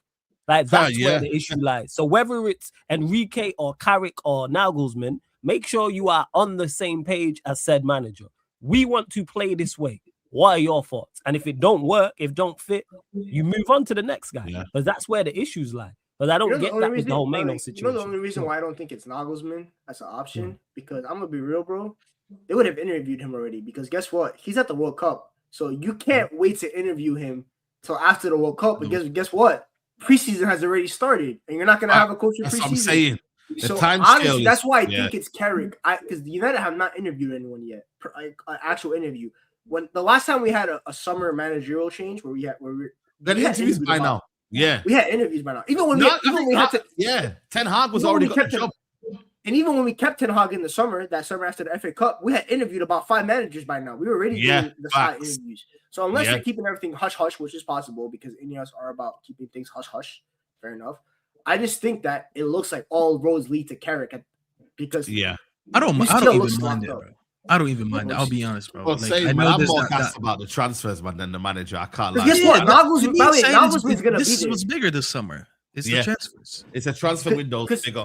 Because if Carrick if Carrick does end up struggling to start the year, guess what? Nagelsmann's still gonna be there, and honestly, it might even be better timing because you're not gonna have an international tournament to wait to finish to hire him. So the timing might even be better at that point. So just keep Carrick, go sign the players, and also wisely. If he fails, bro. You know he's still got a good squad and a good team because you've bought in all these players. Because you know what I mean? So, as much as like I said to you, Carrick, I'll give him time. I don't know how long it will be. It'll have to be drastic, man, for me to be Carrick out. Like, I mean drastic, like losing the first 10 games or something, first 5-6 games, like where you're on a mad losing streak, bro. Then you could all have these warning signs. But for me, for the majority of it, like it shouldn't be a case of like, if he can get the correct foundations there, I think he should be good. I really do, man. We're one of the few teams, Saeed, go into next season that I think there's a sense of stability. Yeah, bar Arsenal. I agree. And by the way, even when I say bar Arsenal, I listen to Arsenal content creators. You know how many of them said win the league and then still sack Arteta? Yeah, I'm not talking about like extreme Arteta outers. I'm hearing a lot of people saying because they're really not happy with the fact that they got knocked out of 2 competitions in the last 2 games. Bar that team that technically you should say is more stable because they're not going to sack Arteta if they win the league. Everyone else is going through changes. Liverpool going through changes. Pep might be leaving after next season. Chelsea are going through their shit. Spurs are getting relegated. This is a perfect opportunity for you to continue to build on what you have right now. I don't think the Premier League is at that high level that we're still competing in the Pep Club era, as an example, where you need like almost 100 points to win the league. Right. Not at all. The Premier League quality is much lower, in my opinion, when it comes to the top, and it doesn't take a lot to win it. We are closer than what we think. And I think, as you said, Saeed, the bigger thing for me this summer is to recruit better in terms of players rather than just a managerial change. Because we saw as soon as we got rid of Emram, who everyone knew he was just doing the dumbest shit by putting everyone out of position. As soon as you got a competent manager who's putting everyone in just their best position, we just look like 10 times better. I don't think Carrick is a world-class tactician into what he did, but he did a lot of the basics well. And it just shows you, like, just continue to build on that. That's why when we're saying Bruno might stay for 1 more year, sure, great. There's not a lot changing with this team. It's going to be a continuation of what we have. Just add to it. Give him a couple world-class midfielders to play behind him. Give him maybe a world-class left winger. Maybe sign 1 more center back. Maybe sign a left back. Add on what you have, and I genuinely don't think we're that far. In a couple of years, we're having a discussion of, all right, maybe we need a new manager because we need a new direction. Sure, then let's have that discussion in 2 years. But that's not a discussion that I think we need to have this summer. Just add a couple of players, and I think we're in a very good position. Yeah, absolutely. Listen, we're going to wrap it up here, man. Big up to everyone who's been joining us today. It's been a mega stream. Big up to everyone who's been locked in. Please do me a favor, though. Hit the like button on the way out right now. If you're watching right now, hit the like button, people. Temi, it's been a pleasure. Big up to you. Let them know you got content coming up. Shout yourself out, man. Yeah, man. Appreciate everybody on the panel, man. As always, much love to the brothers. Appreciate the chat, as always. Your boy is talking professional wrestling these days. I'm not even talking soccer right now. So come on. Follow the boy on TikTok if you like pro wrestling. That's my thing. But yeah, Saeed, man, just keep letting me know. I got time these days. So just come on, yeah, man. Defo, man. We're gonna come back. Come on. Talk ball. Come on, my people. Big up to you, lot. Hey, Staffy, what you got coming up, bro? Honestly, bro, I've been taking a hiatus from content, but a lot of it was due to international break. But tomorrow we're back to the grind anyways. American Waffle will be on tomorrow, 7 p.m. Eastern. That's midnight UK time. So we'll be back to the grind. So don't be surprised if you see a couple videos uploaded here and there. But yeah, man, always love and big up to the panel and big up to the chat. Make sure you guys like the video. Yeah, big up to you. Big up to you. Big up to my guy Griggs, man. What are you saying, bro? So thank you for having me as always. Honestly, content-wise right now, I'm gonna wait for the World Cup. You know, it's April. NBA playoffs are starting. More footy. It's just work. It's gonna be way too much to even think about. Manu went to a Knicks game before Saeed, Griggs. How do you feel? I know, man. That's Manu was in the city and I didn't know, bro. Every single time someone's in the city and I'm not aware, man. Bro. I could have linked him in the city. Maybe I did the Knicks game, man. The playoffs are upon us, Saeed. Are you gonna come to a playoff game or no? But yeah, you know what? I might have to. That's just gonna be more expensive. You might go a shot. What you saying, Staffy? You might make it to the Eastern Conference Finals. What you reckon? Yeah, but I don't think we'll win it, unfortunately. Okay, well, lose to the Celtics. No. If we get the Celtics in the final, maybe we'll lose to them. But I actually think we all go all the way. I just think we lose in the NBA finals. I think you think you make it out the East? Okay, fair. Yeah. Okay, fair enough, man. Flawless, what are you saying, bro? What you got coming up? Yo, blessings first and foremost. Big up for having me each and every time. Appreciate it. Shouts to everyone on there. Tammy, Staffy, Griggs, yourself, of course. Shout out to the chat. Also, Q&A coming up after this. So obviously discussing the FA Cup exits, you know, for Arsenal, you know what I'm saying? Main topic of conversation. Of course, Liverpool as well. Sorry, because they went out to City. So yeah, Q&A coming up. Rest of the circus will be on there with me also. Yeah, big up to you. Make sure you lock in right now, people. Head over there right now and make sure you like the video on your way in over there. And yeah, man, listen, people, I need to go watch Better Call Saul. Apparently, that's the best one after Breaking Bad, so I'm gonna go watch that. Side's in his TV arc, bro. Yeah, bro. We got time, bro. We got no football, man. Yo, I'm on a TV out right now, man. I'm gonna watch it one by one until the World Cup, and then it's gonna be a madness, man. So yeah, people, lock in. We don't play until next Monday, which is mad to think we still got another 11 or so, 12 days. But yeah, man, Leeds United. No, it's 8 days. 8 days, bro. It's 8 days. 8 days, yeah. Okay, cool. Oh, said 12 days. What kind of math is that? Yeah, I don't know what was going on there, man. That's what I'm saying. I don't know. Like what, bro? It's mad. It's mad. Saeed math. But, you know when they say boy math or girl math? That's Saeed math. Yeah, that's a week from now, 12 days. There you go. There you go, people. There you go. But yeah, people, man, it's been a great show, man. Lock in to Flawless Socks and City TV, and we'll see you there, man. Peace.